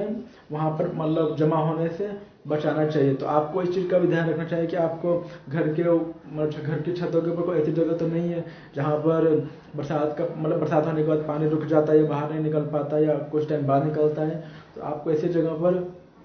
बरसात के टाइम में एक बार चेक कर लेना चाहिए छत के ऊपर जाकर, और अगर पानी कहीं इकट्ठा होता है तो वाइपर या झाड़ू या पोछा से वहाँ से पानी को हटाकर फेंक देना चाहिए मतलब। तो इस तरीके से भी हम मच्छरों को पैदा होने से रोक पाएंगे। जो छठा नियम है वो ये है कि कई लोग जैसे छतों के ऊपर चिड़िया वगैरह के लिए, मतलब जो चिड़िया वगैरह हैं छतों पर आते हैं, कबूतर हो गई, गौरैया हो गई, या कौवा हो गया, या दूसरे पक्षी कभी कभी उड़कर हमारे छतों पर आते ही रहते हैं, तो लोग उनके लिए पानी पीने का बर्तन रखते हैं कहने का मतलब। तो पानी पीने के बर्तनों में भी एक्चुअली जब गर्मियों के टाइम में तो कोई प्रॉब्लम नहीं होती, मतलब क्योंकि पानी सूख रहता है गर्मी के कारण, लेकिन बरसात के मौसम में क्या होता है कि उस पानी में क्योंकि चिड़िया वगैरह आएगी तो पानी पे निकल जाएंगे, लेकिन बरसात के टाइम और बारिश होने से वो बर्तन भरा हुआ रहता है, तो और इसमें पानी इकट्ठा होता रहता है। तो आपको इसका भी ध्यान रखना चाहिए कि अगर आप ऐसा कोई बर्तन रखते हैं, और कई लोग एक में दाना भी रखते हैं, एक में पानी भी भर के रखते हैं, तो आपको ऐसे बर्तनों का भी ध्यान में रखना है, मतलब कि अगर आप पक्षियों के लिए छत पर कि दाना या पानी देने के लिए रखते हैं बर्तन, तो आपको बरसात के टाइम में उन बर्तनों का ध्यान रखना चाहिए, क्योंकि जिसमें आप दाना रखते हैं उसमें पानी भर गया हो, और इसमें पानी रखते हैं उसमें तो पानी भर ही जाएगा, तो और ज़्यादा दिन का पुराना पानी हो जाएगा मतलब, तो उसमें भी मच्छर वगैरह अंडे दे सकते हैं मतलब। तो आपको ऐसे बर्तनों को भी, जैसे बरसात होता है तो आपको ध्यान रखना चाहिए, और उसमें पानी भरने से मतलब जो गंदा पानी होता है उसमें ताज़ा पानी भरिए पक्षियों के लिए, और ताकि वो पी सके। और बरसात का पानी आपको देखते रहना है, क्योंकि बरसात के टाइम में पानी भर जाता है, जब हम दाना डालते हैं पानी रखते हैं तो उस पानी को फेंक देना चाहिए, उसमें थोड़ा सा पानी फिर भर देना चाहिए, ताकि वो पक्षी वगैरह आके पी सके, और पुराने पानी को फेंक देना चाहिए। कहने का तात्पर्य यही है कि आपको ऐसे बर्तन जिसमें आप पशु पक्षी मतलब पक्षियों के लिए पानी भर के रखते हैं मतलब, तो उस पानी को भी हमेशा मतलब बरसात के टाइम में वो भर जाते हैं तो उसको फेंक देना चाहिए। सातवां जो नियम है वो रूल है वो ये है कि आपके घरों के घर के अंदर मटके होते हैं, या बाल्टियाँ वगैरह होती हैं, या टब वगैरह होता है जो कि खुले हुए रहते हैं कहने का मतलब। तो मच्छर तो किसी भी छोटी सी जगह से आ जा सकता है, तो जहाँ भी वो खुला पानी दिखेगा, चाहे मटके का ढक्कन खुला हुआ हो या बाल्टी का ढक्कन खुला हो या टब खुला हुआ हो, तो आपको ऐसे बर्तन जो खुले तौर पर रखे होते हैं, या गिलास हो मतलब, या तो जो बड़े बर्तन होते हैं, मटका हो गया, बाल्टी हो गया, टब वगैरह हो गया, जैसे टंकी की ये बात की, तो आपको ऐसे बर्तनों का आपको ध्यान रखना है मतलब इसमें मच्छर आकर अंडे ना दे सके। तो आपको मटके को, कोई टब वगैरह है, कोई बाल्टी वगैरह है, जो भी बर्तन है जिसमें पानी भरा हुआ है, तो आपको ऐसे बर्तनों को ध्यान में रखना है, और उसको हमेशा प्रॉपर तरीके से ढक के रखना है, और साइड का कॉर्नर भी चेक करना है कहीं से छोटा उसमें हॉल वगैरह तो नहीं जिससे वो मच्छर अंदर जा सके। तो आपको इन सातों नियमों को फॉलो करना है, जो कि मैंने आपको बताया। एक बार आपको फिर से दोबारा से रिवाइज कराता हूँ इस वीडियो के अंदर, ताकि आप एक बार फिर से आपको याद हो जाए। तो पहला जो मैंने आपको बताया कि आपको बरसात का मतलब जो पानी वगैरह जो होता है, मतलब जो आपको कूलर का पानी वगैरह है उसमें इकट्ठे नहीं होने देना है, और कूलर का जो पानी होता है उसको हफ्ते में आपको 2 बार चेंज करते रहना चाहिए, और ताज़ा पानी भरकर उसको यूज़ करना चाहिए। दूसरा मैंने आपको बताया कि जो आपके घर के ऊपर टायर या टूटे फूटे बर्तन कहीं रखे हुए हैं, तो उनमें आपको पानी इकट्ठा नहीं होने देना चाहिए बारिश का, और कहीं है तो उसको फेंक देना चाहिए उन बर्तनों को, उसको पानी निकाल कर फेंक देना चाहिए। तीसरा जो मैंने आपको बताया, जो छत के ऊपर टंकी रखी हुई होती है, तो जब टंकी खाली हो जाती है, क्योंकि हम जो ज़मीन के मेन टंकी से पानी ऊपर चढ़ाते हैं, तो जैसे वो खाली होते हैं उसको हफ्ते में 1 या 2 बार उसको साफ़ कर लेना चाहिए, ताकि उसमें मच्छर वगैरह अंडे ना दे सकें। चौथा जो मैंने आपको बताया वो ये था कि जो भी आपके आसपास मतलब जैसे बर्तन वगैरह होते हैं, मतलब उसको क्या बोलते हैं, उनमें पानी को भरने से उसको रोकना चाहिए मतलब। और जो पांचवा मैंने आपको बताया वो ये था कि छत के ऊपर कई जगहों पर पानी ऐसा इकट्ठा हो जाता है, जहाँ पर पानी इकट्ठा हो जाता है वहाँ पर मच्छर वगैरह अंडे दे सकते हैं मतलब, तो वहाँ पर हमें उस पानी को हटा देना चाहिए। और चौथे मैंने जैसे आपको पहले ही बताया था कि जहाँ पे हम घर के आसपास पेड़ पौधे तो लगाते ही हैं, छत के ऊपर भी और घर के बाहर भी, तो आपको बरसात के टाइम वहाँ उसमें पानी वगैरह जमा ना हो जाए मतलब, तो आपको बरसात के टाइम में उनको चेक करते रहना है हफ्ते में, जैसे बारिश होती है, और उसका पानी फेंक देना चाहिए मतलब, ताकि उसमें मच्छर वगैरह अंडे ना दे सके। छठा जो मैंने आपको बताया वो ये था कि आप जो मतलब जो पक्षी वगैरह होते हैं उनके बर्तन वगैरह जो छत के ऊपर रखते हैं पानी भरकर या किसी में दाना डालकर, तो बरसात के टाइम में भी उसमें हो सकता है पानी वगैरह भर जाए मतलब, तो आपको ऐसे बर्तनों का ध्यान में रखना चाहिए, और उसमें पानी को भरने से रोकना चाहिए मतलब कि जैसे ही बरसात वगैरह में उसमें पानी भर जाता है तो उसका आपको उड़े देना मतलब पानी को फेंक देना चाहिए, और उसमें जमा नहीं होने देना चाहिए। और जो लास्ट में मैंने आपको बताया कि आपके घरों के अंदर बर्तन जो होंगे 7वां पॉइंट की, जैसे मटका हो गया, टब हो गया, बाल्टी हो गई, या दूसरी कोई बर्तन होगा जिसमें आप पानी भर कर रखते हो, तो उनको हमेशा प्रॉपर तरीके से ढक कर रखना चाहिए, मतलब ताकि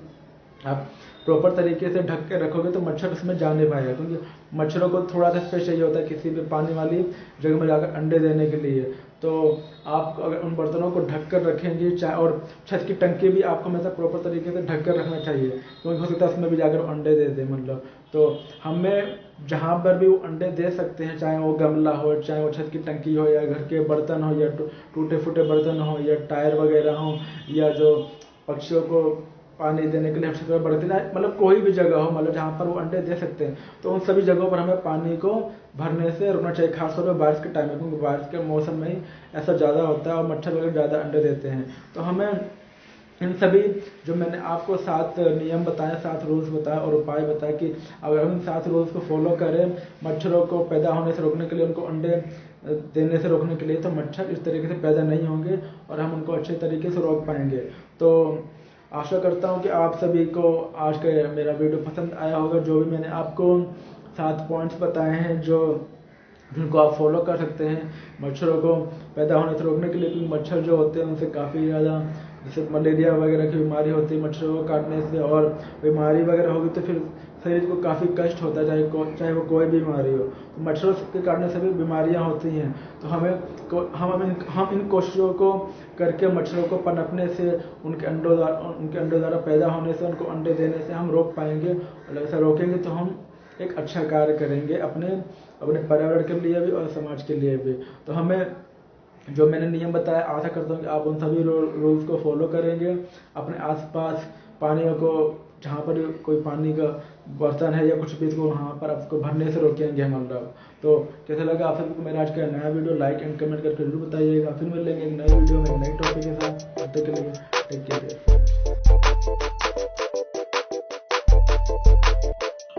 हेलो दोस्तों, एक बार फिर आप सभी का स्वागत है मेरे चैनल पर। मैं हूं नितेश पांडे और आप सभी का बहुत बहुत स्वागत करता हूं मेरे चैनल पर। आज हम बात करेंगे एक नए मोटिवेशनल वीडियो के बारे में। और वीडियो को स्टार्ट करने से पहले, अगर आप पहली बार मेरे चैनल पर आए हैं और तो आपको इस वीडियो के एक रेड सब्सक्राइब बटन और साइड आपको बेल वाला आइकन भी दिख रहा होगा, अभी जाइए और दोनों को प्रेस कर दीजिए और मेरे चैनल से कनेक्ट हो जाइए, ताकि अब मैं आने वाले हर नए वीडियोस को आप देख सकें, उनसे कुछ सीख सके, अपनी लाइफ में ग्रोथ कर सके और अपने जीवन में एक अच्छी व्यक्ति बन सके। तो दोस्तों स्टार्ट करते हैं हमारा आज का नया वीडियो। तो आज हम बात करेंगे, हम अपने माइंड को शांत कैसे रखें हैं, अपने माइंड को शांत कैसे रखें, मतलब इस टॉपिक के बारे में आज इस वीडियो के अंदर हम बात करेंगे। और शांत रखने के मैं कुछ आपको टिप्स बताऊंगा इस वीडियो के अंदर। तो दोस्तों स्टार्ट करते हैं हमारा इसका नया वीडियो। जैसा कि मैंने आपको बताया कि आज की इस वीडियो में हम बात करेंगे अपने माइंड को शांत हम कैसे रखें, मतलब क्योंकि आजकल का जो टाइम है, मतलब आजकल का जो समय है, काफ़ी मतलब भाग दौड़ का समय है, मतलब हर व्यक्ति अपने आप में बिजी है, सबके पास अपना अलग अलग प्रकार के अलग अलग काम है, चाहे वो किसी भी एज लेवल का बंदा क्यों ना हो, मतलब। जैसे कि हम देखते हैं कि जो जिस वर्ल्ड के अंदर मतलब अलग अलग तरह के लोग रहते हैं और अलग अलग अलग अलग स्टेटस से बिलोंग करते हैं। जैसे कोई रिच फैमिली से बिलोंग करता है, कोई मीडियम क्लास, कोई सिंपल क्लास, कोई नॉर्मल क्लास फैमिली से, मतलब रिच फैमिली से जो बंदे बिलोंग करते हैं उनको सारे रिसोर्सेज, सारी सुख सुविधाएं, मतलब अच्छी स्कूल में पढ़ना, अच्छी स्टडी करना, अच्छे ज्ञान को अर्जित करना। मिडिल क्लास जो रहते हैं उनको भी मतलब को मेहनत करना पड़ता है, उनके पास लगभग सारे जो जो रिसोर्स होते हैं। फिर आती है नॉर्मल, उसके नॉर्मल क्लास और सिंपल क्लास जो नीचे की होती है, वो ऐसे लोग होते हैं जिनको अपने उनको काफ़ी लाइफ में स्ट्रगल करना पड़ता है, काफ़ी मेहनत करना पड़ता है। जैसे कि नॉर्मल क्लास या मिडिल क्लास सिंपल क्लास वो फैमिली आती है जो कब देख रहे होगे कि जैसे दिल्ली जैसी सिटी में, मतलब जो बाहर के स्टेट से, मान लो जैसे यूपी, बिहार, झारखंड, उड़ीसा से आकर लोग यहाँ पे जैसे जो रहते हैं, अपना क्या कि उनको रोजगार मिल सके, उनको अच्छी नॉलेज मिल सके, तो यहाँ पे लोग जॉब करने के लिए आते हैं। और जब यहाँ पर आते हैं तो उनको रहने के लिए उनके पास अपना घर नहीं होता, तो लोग रेंट पे रहते हैं मतलब। तो दिल्ली में कई सारे जगहों पर मतलब लोग रेंट पे रहते हैं जो वहाँ के स्टेट से आके यहाँ पर रहते हैं, तो उनकी लाइफ में काफ़ी स्ट्रगल होता है मतलब। तो उनके पास रिसोर्सेज नहीं होते, डेली उनको जॉब पर जाने के लिए भी या जहाँ पर उनका ऑफिस होता है वहाँ पर आने जाने के लिए भी उनको मतलब ऑटो रिक्शा या बस वगैरह पकड़ कर जाना पड़ता है मतलब। और फिर वापस भी शाम के टाइम को ऐसे आना पड़ता है, फिर सुबह उठ के अगले आना पड़ता है मतलब। डेली का जो उनका लाइफ का सर्कल है मतलब ऐसे ही चलता रहता है कहने वाले। इस तरीके से अगर हम चाहे मतलब जैसे हम बात करते हैं तीन चार अलग अलग जो एजेस होती हैं हर व्यक्ति के लाइफ की मतलब उस पे उनके मतलब उनके लाइफ में किस तरह की मतलब किस तरह की उनकी लाइफ में शांति नहीं है मतलब कहने मतलब उनका जो माइंड होता है हमेशा अशांत रहता है। कई मतलब शांत होता है लेकिन ज़्यादातर टाइम उनका माइंड अशांत रहता है मतलब। तो अशांत कैसे रहता है मतलब उसकी बात हम तीन चार अलग अलग स्टेज के जो मतलब ह्यूमंस होते हैं व्यक्ति होते हैं उन पर हम बात करेंगे मतलब। और फिर बात करेंगे हम इसको कैसे अपने जीवन से मतलब अपनी लाइफ से इसको रिमूव करें और कैसे अपने दिमाग को शांत रखें मतलब। पहले हम बात करते हैं अलग अलग एज के मतलब अलग अलग एज के लेवल्स के हिसाब से कि आप सभी को पता ही होगा मतलब कि आजकल के टाइम जो हमारा वर्ल्ड है मतलब वर्ल्ड में जैसे मैंने ऑलरेडी आप सभी को बता चुका हूँ कि अलग अलग स्टेटस से बिलोंग करने वाले मतलब रिच रिच फैमिलीज पुअर और normal family simple family medium class family सब में अलग हर क्लास से बिलोंग करने वाले लोग रहते हैं मतलब। और तो इस वर्ल्ड के अंदर मतलब इस संसार के अंदर जब कोई बच्चा पैदा होता है चाहे वो किसी भी फैमिली से क्यों ना बिलोंग करता हो, चाहे वो हाई क्लास हो रिच फैमिली हो नॉर्मल मीडियम क्लास सिंपल और किसी भी फैमिली में पैदा होता है मतलब। तो वो तो उसका स्टार्टिंग के जो पहले 3 साल होते हैं मतलब। तो 1 से 3 साल तक का जो टाइम होता है उस टाइम में वो बच्चा जो होता है मतलब वो दो तीन चीज़ें करना सीखता है मतलब। क्योंकि अभी न्यू बॉर्न बेबी होता है वो, तो जैसे कि चलना फिरना सीखता है और पैरों पे चलता है अपने हाथ से भी वो चलना मतलब सीखता है मतलब। फिर बोलना सीखता है मतलब। फिर और खाना सीखता है कि उसके दांत वगैरह धीरे धीरे निकलते हैं। 3 साल तक उसके दांत काफ़ी निकल जाते हैं कहने का मतलब। तो मतलब 1 से 3 साल तक का जो टाइम होता है इस एज में वो जो बच्चा होता है मतलब इन चीज़ों को मतलब इन चीज़ों को करना सीखता है, चलना फिरना खाना पीना बोलना सीखता है मतलब। 1 से 3 साल तक यही चलता रहता है। लेकिन जैसे ही वो बच्चा मतलब अपने जीवन का मतलब जो चौथे साल में प्रवेश करता है एंट्री करता है मतलब। तो उस बच्चे को मतलब स्कूल में डाल दिया जाता है, स्कूल मतलब पढ़ने के लिए आगे की मतलब स्टडी करने के लिए। तो जैसे कि आप सभी को पता ही होगा कि हमारे भारत जैसे देश में मतलब दो तरह के स्कूल देखने को मिलते हैं। एक होता है गवर्नमेंट स्कूल जो कि पहले से स्टार्ट होकर 5वीं तक, फिर छठी से लेकर 10वीं तक जिसको हम सेकेंडरी, और छठी से 12वीं तक होता है जिसको हम सीनियर सेकेंडरी बोलते हैं। उसके अलावा दूसरा स्कूल होता है उसको हम प्राइवेट स्कूल बोलते हैं जो कि नर्सरी से स्टार्ट होता है, नर्सरी के जी एल के जी यू के जी फर्स्ट सेकेंड ऐसे करते हुए फिर ट्वेल्थ तक होता है। ट्वेल्थ के बाद फिर वो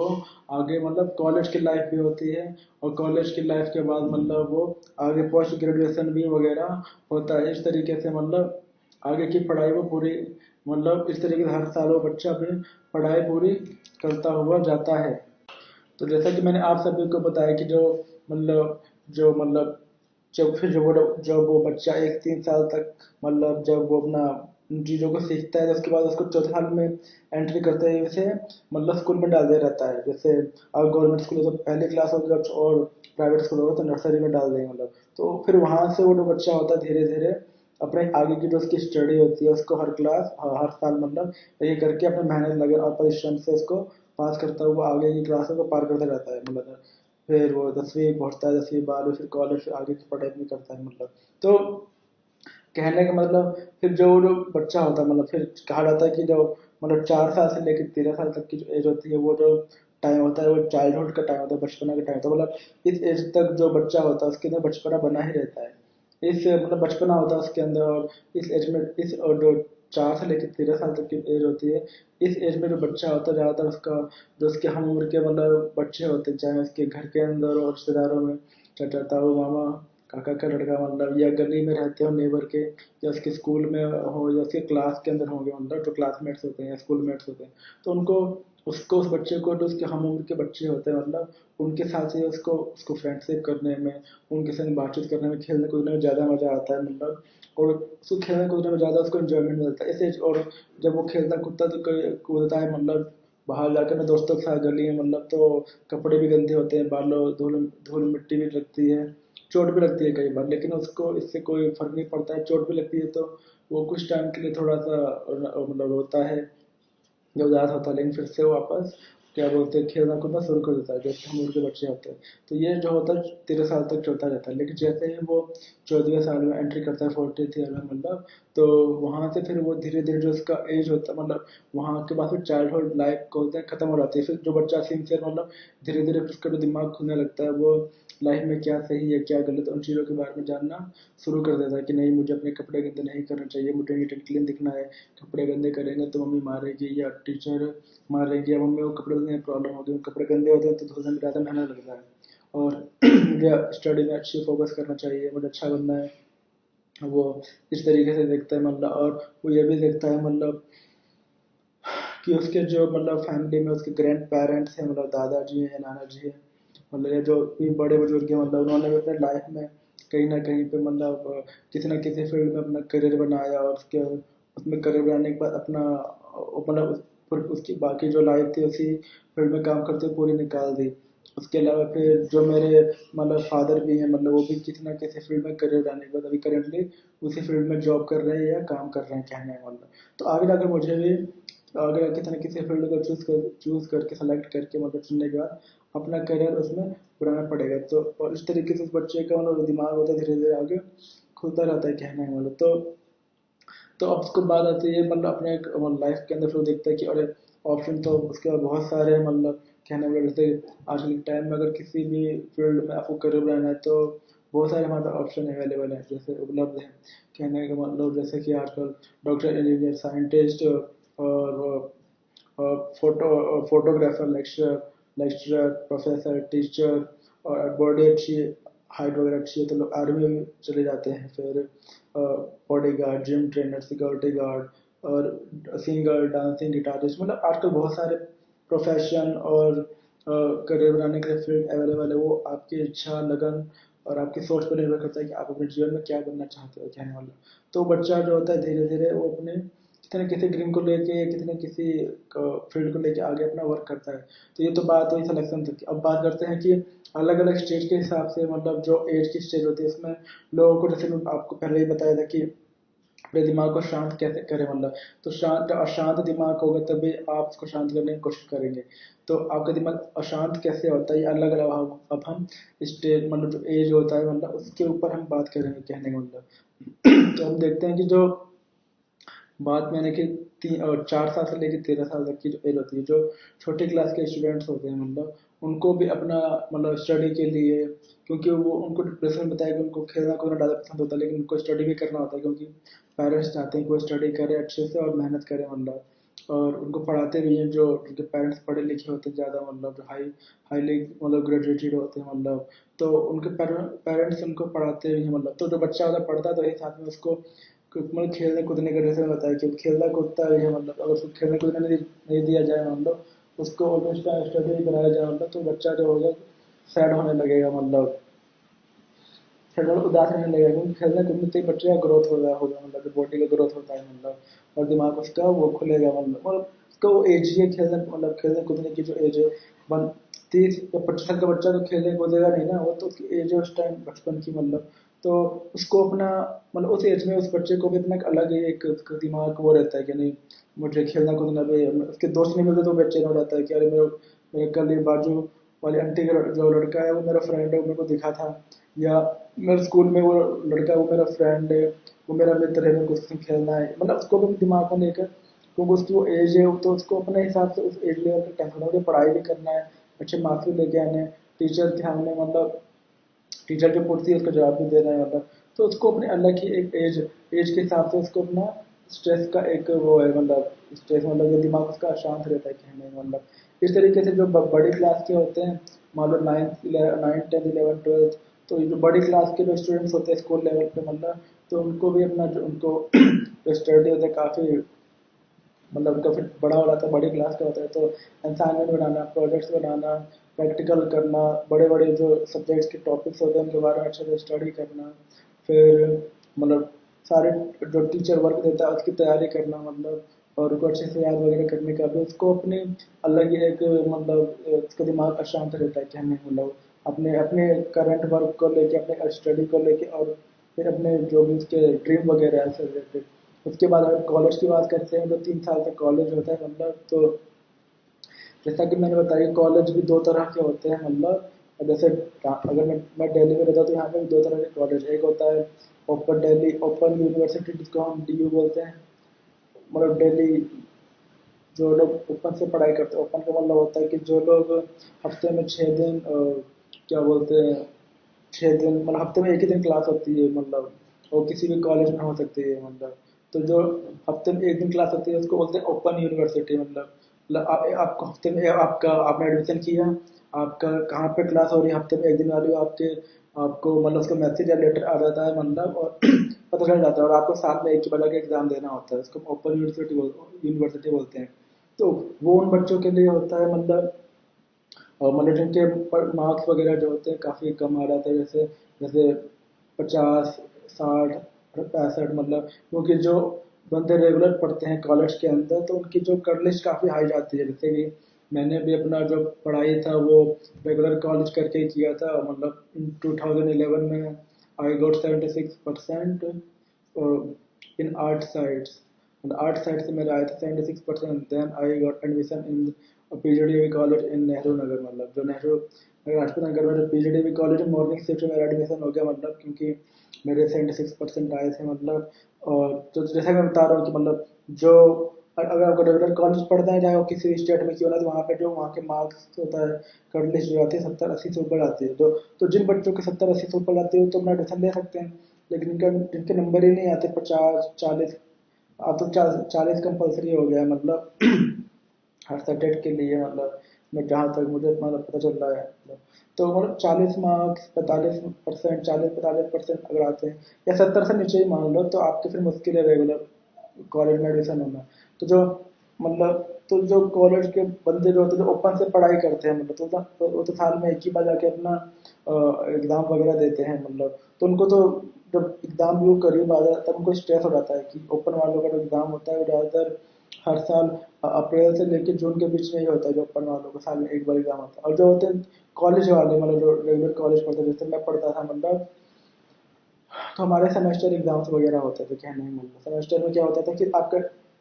आपके 3 साल के कॉलेज में आपके 6 सेमेस्टर होंगे, हर साल आपको 2 सेमेस्टर का एग्जाम देना है। तो जो कहने वाले जो बंदे रेगुलर कॉलेज पढ़ते हैं और जो एग्जाम वगैरह में एक्चुअली होता है क्या 100 मार्क्स में से आपको 75 मार्क्स का एग्जाम होगा, मतलब बाकी जो 25 मार्क्स होते हैं मेरे आपको 5 मार्क्स अटेंडेंस के होते हैं, 10 मार्क्स आपके असाइनमेंट बनाकर देने के होते हैं, और 10 मार्क्स जो होते हैं वो होते हैं आपको आपके टेस्ट के होते हैं, 5 5 मार्क्स के 2 क्वेश्चन आंसर पूछे जाते हैं। तो कहने वाले 25 मार्क्स आप टीचर के हैंड में होते हैं, मतलब वो जो आपको अपनी मेहनत अच्छे से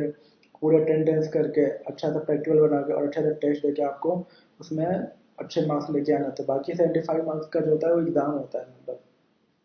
तो उसमें भी जैसे मैंने बताया कि बच्चों को अपना मतलब कॉलेज के जो बच्चे होते हैं उनको अपना अलग ही प्रकार का उनका दिमाग अशांत रहता है, अपने प्रैक्टिकल्स असाइनमेंट प्रोजेक्ट्स नोट्स और अलग अलग चीज मतलब जो उनके वर्क होते हैं, क्योंकि उनके कोई ना कोई उस एज में कॉलेज के टाइम में वो अपना कोई ना कोई ड्रीम सेट कर रखा होता है, जैसे कॉलेज में जो फेस्ट वगैरह होता है तो वहाँ पे कई सारे बैंड आते हैं, तो कई पीछे सपोर्टिंग कॉलेज के ही बंदे होते हैं, जो कोई गिटार बजा रहा होता है, कोई सिंगिंग कर रहा होता है, कोई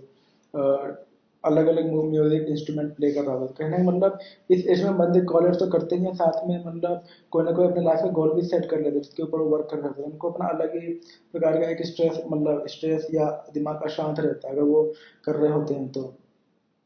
फिर बात करते हैं हम मतलब जो उसके बाद में 30 साल के एज के बाद जो बंदे जॉब कर रहे होते हैं या वर्क कर रहे होते हैं किसी ऑफिस में जाकर के किसी बड़े ओहदे पर पोस्ट पर होते हैं, मतलब तो उनको भी अपना ऑफिस का काम करना, बॉस को जवाब देना, बॉस ने जो काम किया उसको टाइम पर कंप्लीट करना, इस तरीके से उनका भी अपना एक टाइम पर ऑफिस पहुंचना, फिर टाइम पर ऑफिस से निकल के घर पहुंचना, मतलब तो उनका भी अपना एक अलग ही मतलब उनका जो अपना काम करने का उनको अपना एक तो दिमाग अशांत रहता है, क्योंकि डेली का वही सर्कल चलता है। कभी कभी संडे को छुट्टी मिल गई तो सही है, वरना डेली का वही साइकिल होता है। साइकिल मतलब वही चक्र चलता रहता है, कहने मतलब डेली का। तो उनका दिमाग काफी अशांत रहता है, कहने मतलब तो कहने मतलब जो वो बड़े बड़े जो क्या बोलते हैं, हर एज के हिसाब से मतलब हर व्यक्ति को अपनी अलग अलग क्या बोलते हैं स्ट्रेस और या अशांत दिमाग रहता है। मतलब जो फीमेल में भी बात करें तो कई मतलब लड़कियां जॉब भी करती हैं, मतलब वो भी स्टडी वगैरह कर मतलब वो भी स्टडी करती है सेम एस बॉयज मतलब लड़कों की तरह। तो उनको भी अपना अलग अलग एज के साथ सेम वही मतलब दिमाग अशांत रहने की प्रॉब्लम होती है। लेकिन उनका शादी होने के बाद जैसे घर का काम करना, बच्चा हो गया बच्चे की देख रेख करना, उसका होमवर्क करने में उसकी हेल्प कराना, मतलब तो उसको भी उनको भी अपने मतलब शादी होने के बाद जो उनकी जिम्मेदारियां होती है, रिस्पॉन्सिबिलिटीज होती हैं, उसके हिसाब से उनको अपना उनका दिमाग अशांत रहता है, कहने वाला। तो ये मैंने बताया कि आपको अलग अलग मतलब एज के हिसाब से लोगों का दिमाग अशांत रहता है। अब बात हम करेंगे कि जो आपका दिमाग अशांत है, मतलब अशांत दिमाग को हम शांत कैसे करें, उसके उसके लिए मैं आपको 5 टिप्स बताऊंगा, 5 सीक्रेट्स बताऊंगा, जिनको अगर आप फॉलो करोगे तो आपका दिमाग शांत रहने लगेगा, मतलब तो और आप अपने दिमाग को शांत रखना सीख जाओगे। तो कहने वाला जो हमारा पहला जो मैं आपको टिप्स देने जा रहा हूँ वो ये है कि अगर आपको अपना दिमाग शांत रखना है, मतलब तो आपको डेली मतलब मेडिटेशन करना चाहिए। मेडिटेशन मतलब जो आपको यूट्यूब पे बहुत सारे वीडियोस दिख जाएंगे, जो बने बनाए वीडियोस होते हैं म्यूजिकल, कई सारे मेडिटेशन म्यूजिक वाले भी होते हैं, उनको आप ईयरफोन से सुनिए, सुबह उठकर जल्दी मेडिटेशन कीजिए। इससे क्या होगा कि जो आपका दिमाग होगा, क्योंकि मेडिटेशन करने से क्या होता है, दिमाग हल्का होता है, शांत होता है, रिलैक्स होता है, मतलब जब आपका दिमाग हल्का होगा, आपको रिलैक्स फील होगा, तो आपको अपने आप ही आपका दिमाग शांत होने लगेगा। मतलब जो भी आपके माइंड में अशांति फैली होगी वो धीरे धीरे आपके दिमाग से निकल जाएगी, धीरे धीरे आपके दिमाग से खत्म हो जाएगी। तो कहने का मतलब आपको अपने दिमाग को शांत रहने के लिए जो आपको पहला टिप्स में बता रहा हूँ वो है कि आपको डेली मेडिटेशन करना चाहिए। मेडिटेशन करने से आपको वो काफ़ी फायदे होंगे, जो कि मैं ऑलरेडी बता चुका हूँ। जो हमारा सेकेंड टिप्स है वो ये है कि आपको मतलब अगर आप हो सके तो सुबह उठकर 5 से 10 मिनट तक मतलब ओम चैंटिंग कीजिए। कहने का मतलब ओम चैंटिंग करोगे तो देखा होगा, जो आप ओम ओम जब ओम हम बोलते हैं मतलब तो हमारे बॉडी में एक वाइब्रेशन सा होता है, एक तरंगे सी उत्पन्न होती है, मतलब तो उन वाइब्रेशंस उन उन तरंगों से क्या होता है, हमारी बॉडी जो होती है एक वाइब्रेट होने के कारण हमारा जो बॉडी पूरा शांत होने लगता है, मतलब हमारा दिमाग शांत काल्म और रिलैक्स फील होने लगता है हमारी बॉडी को। तो आपको डेली 5 से 10 मिनट तक ओम चैंटिंग भी करनी चाहिए, मतलब और ओम चैंटिंग करने से भी आपको काफ़ी फायदा मिलेगा। तो ये भी आपको करना चाहिए, कहने का मतलब। जो हमारा आज का तीसरा सीक्रेट है वो ये है कि जब आपका दिमाग अशांत रहने लगे तो उससे क्या होता है, जब दिमाग अशांत रहने लगता है मतलब या तो आपका जो कॉन्फिडेंस लेवल होता है काफ़ी डाउन हो जाता है, मतलब आप उसी चीज़ में घुसते चले जाते हो अशांत होने के कारण। तो उस टाइम आपको क्या करना चाहिए, उस टाइम आपको जो आपकी लाइफ की गुड मेमोरीज थी, आपने क्या क्या अच्छे अच्छे काम किए, आपने कौन कौन सी अच्छी जगहों पर घूमा, आपने आपका जो बिहेवियर है, आपने कैसे अच्छी अच्छी लाइफ के मोमेंट्स अपने लाइफ में जिए हैं, मतलब उन गुड मेमोरीज को याद कीजिए। उस गुड मेमोरीज को याद करने से क्या होगा, अच्छी यादों को याद करने से जो आपकी करंट जो आपका दिमाग शांत होगा तो वो आपकी अच्छी मेमोरीज से फिल हो जाएगा, एक बोलते हैं स्मरण हो जाएगा। स्मरण होने से क्या होगा, जो आपकी जितनी भी दिमाग में अशांति फैली होगी वो तुरंत हट जाएगी, मतलब आपकी गुड मेमोरीज को याद करते हैं। मतलब तो आपको जो भी आपके लाइफ की गुड मेमोरीज है उनको आप याद करिए। ऐसे टाइम में जब आपका दिमाग अशांत हो तो आपका दिमाग ऑलरेडी फिर शांत हो जाएगा उन मेमोरीज को याद करने के बाद। जो चौथा है वो है आपको डेली योगा करना चाहिए। योगा आपको कम से कम डेली 15 से 20 मिनट तो करना चाहिए। और योगा में बहुत सारे पोस्चर्स हैं, लेकिन कुछ चीज़ें ऐसी हैं जिनको आप इजीली कर सकते हो, जैसे भ्रामरी प्राणायाम हो गया और और भी बहुत सारे इसके अंदर होते हैं, आलोम विलोम होता है, मतलब उसको आप कर सकते हो। और दूसरे जो भी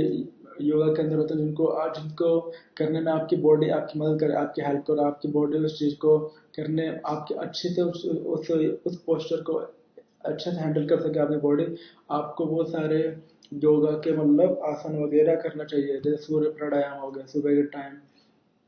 और भी बहुत सारे मतलब योगा के अंदर होते हैं जिनकी डिटेलिंग अगर आप चाहो तो आप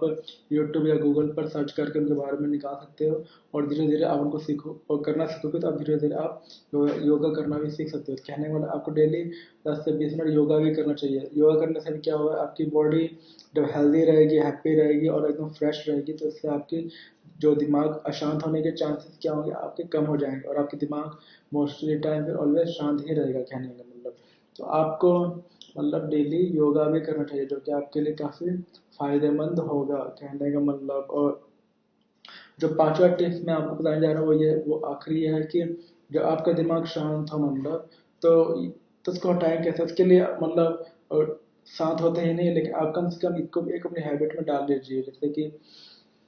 आजकल के टाइम में जैसे बताया कि स्ट्रेस है, लोग हंसना भूल गए हैं मतलब किसी न किसी पूरी परेशानी में उलझे रहते हैं मतलब। तो उसका मतलब उसको कैसे हटाएं, तो आपको जो पांचवा टिप्स मैं देने जा रहा हूँ वो ये है कि आपको डेली कम से कम 5 से 10 मिनट तक हंसना चाहिए, खुल कर हंसना चाहिए। खुल कर हंसने से क्या होता है, जो हमारी ब्लड होते हैं बॉडी के अंदर वो काफ़ी तेजी से उनका जो मतलब प्रसार होने लगता है बॉडी के अंदर। हार्ट जो हमारी हार्ट की जो स्पीड होती है मतलब ब्लड को बॉडी के अंदर पहुंचाने की, वो तेज हो जाती है कहने का मतलब। और इससे क्या होता है, हमारी बॉडी में एक एनर्जी एनर्जी पूरी की पूरी बॉडी में दौड़ जाती है कहने का मतलब। तो आपको डेली कम से कम 5-10 मिनट तक छत पर जाकर या किसी कमरे के अंदर जहाँ पे मतलब और हो नहीं मतलब, क्योंकि अगर हंसोगे तो हो सकता है कोई दूसरा बंदा देख के आपको कुछ सोचे, लेकिन हंसना सेहत के लिए अच्छा होता है मतलब हंसना जरूरी होता है सेहत के लिए।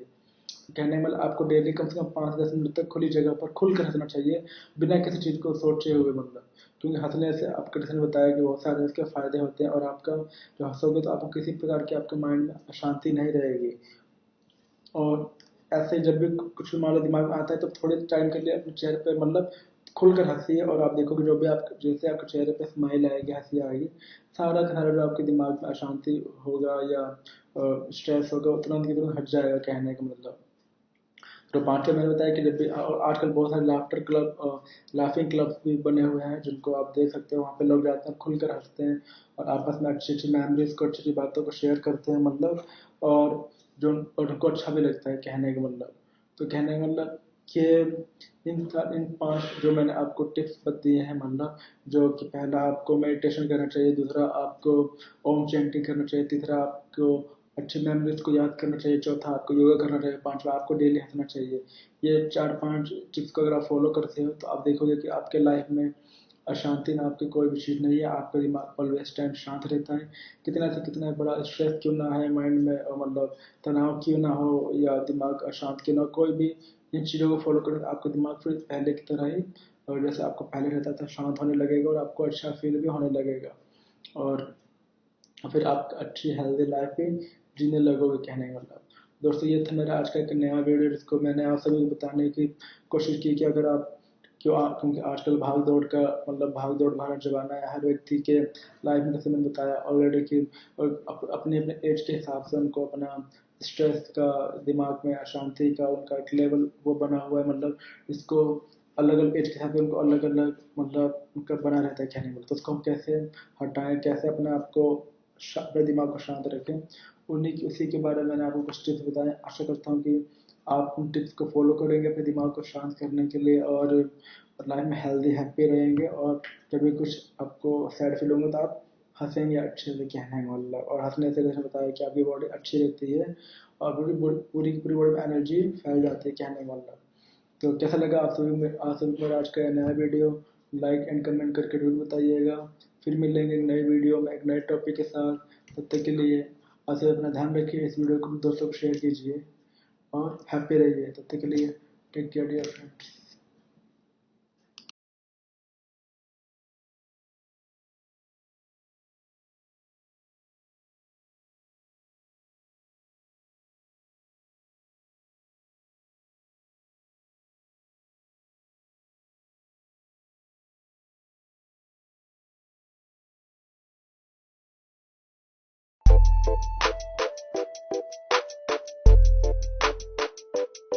हेलो दोस्तों, एक बार फिर आप सभी का स्वागत है मेरे चैनल पर।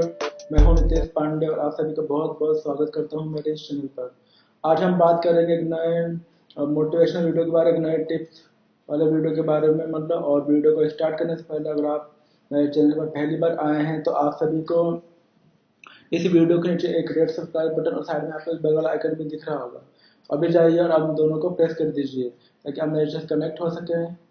और मेरे चैनल से कनेक्ट होने के बाद अब मेरे आने वाले हर वीडियोज़ को आप देख सकें, उनसे कुछ सीख सकें, अपनी लाइफ में ग्रोथ कर सकें और अपने जीवन में एक अच्छे व्यक्ति बन सकें। तो दोस्तों स्टार्ट करते हैं हमारा आज का नया वीडियो। आज हम बात करने वाले हैं how to get good marks in exam. मतलब जो हमारे एग्ज़ाम होते हैं उसमें हम अच्छे नंबर कैसे प्राप्त करें, उसके आज मैं कुछ आपको 5 टिप्स बताऊंगा इस वीडियो के अंदर। और मैंने ऑलरेडी अपना जैसे 12th क्लास और कॉलेज की जो ग्रेजुएशन वो भी कंप्लीट कर रखा है। वैसे मैंने मेरा आया था 76% and in the college I got 63% with first division. तो मेरे पास मैं आपके पास कुछ टिप्स बताऊंगा जिसको आप जानने के बाद अगर आप उस तरीके से उसको प्रिपरेशन करोगे अपने एग्जाम में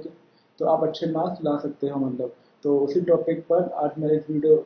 को थोड़ा आप सभी को बताने की कोशिश कर रहा हूँ कि how to get good marks in exam, अच्छे नंबर कैसे प्राप्त करें एग्जाम के अंदर। इस टॉपिक पर आज हम इस वीडियो के अंदर बात करेंगे। तो दोस्तों स्टार्ट करते हैं हमारा आज का नया वीडियो। आप सभी को पता ही होगा कि आजकल का जो हमारा जो हमारा वर्ल्ड है, मतलब और वर्ल्ड में अलग अलग जो स्टेट है, मतलब अलग अलग स्टेटस से बिलोंग करने वाले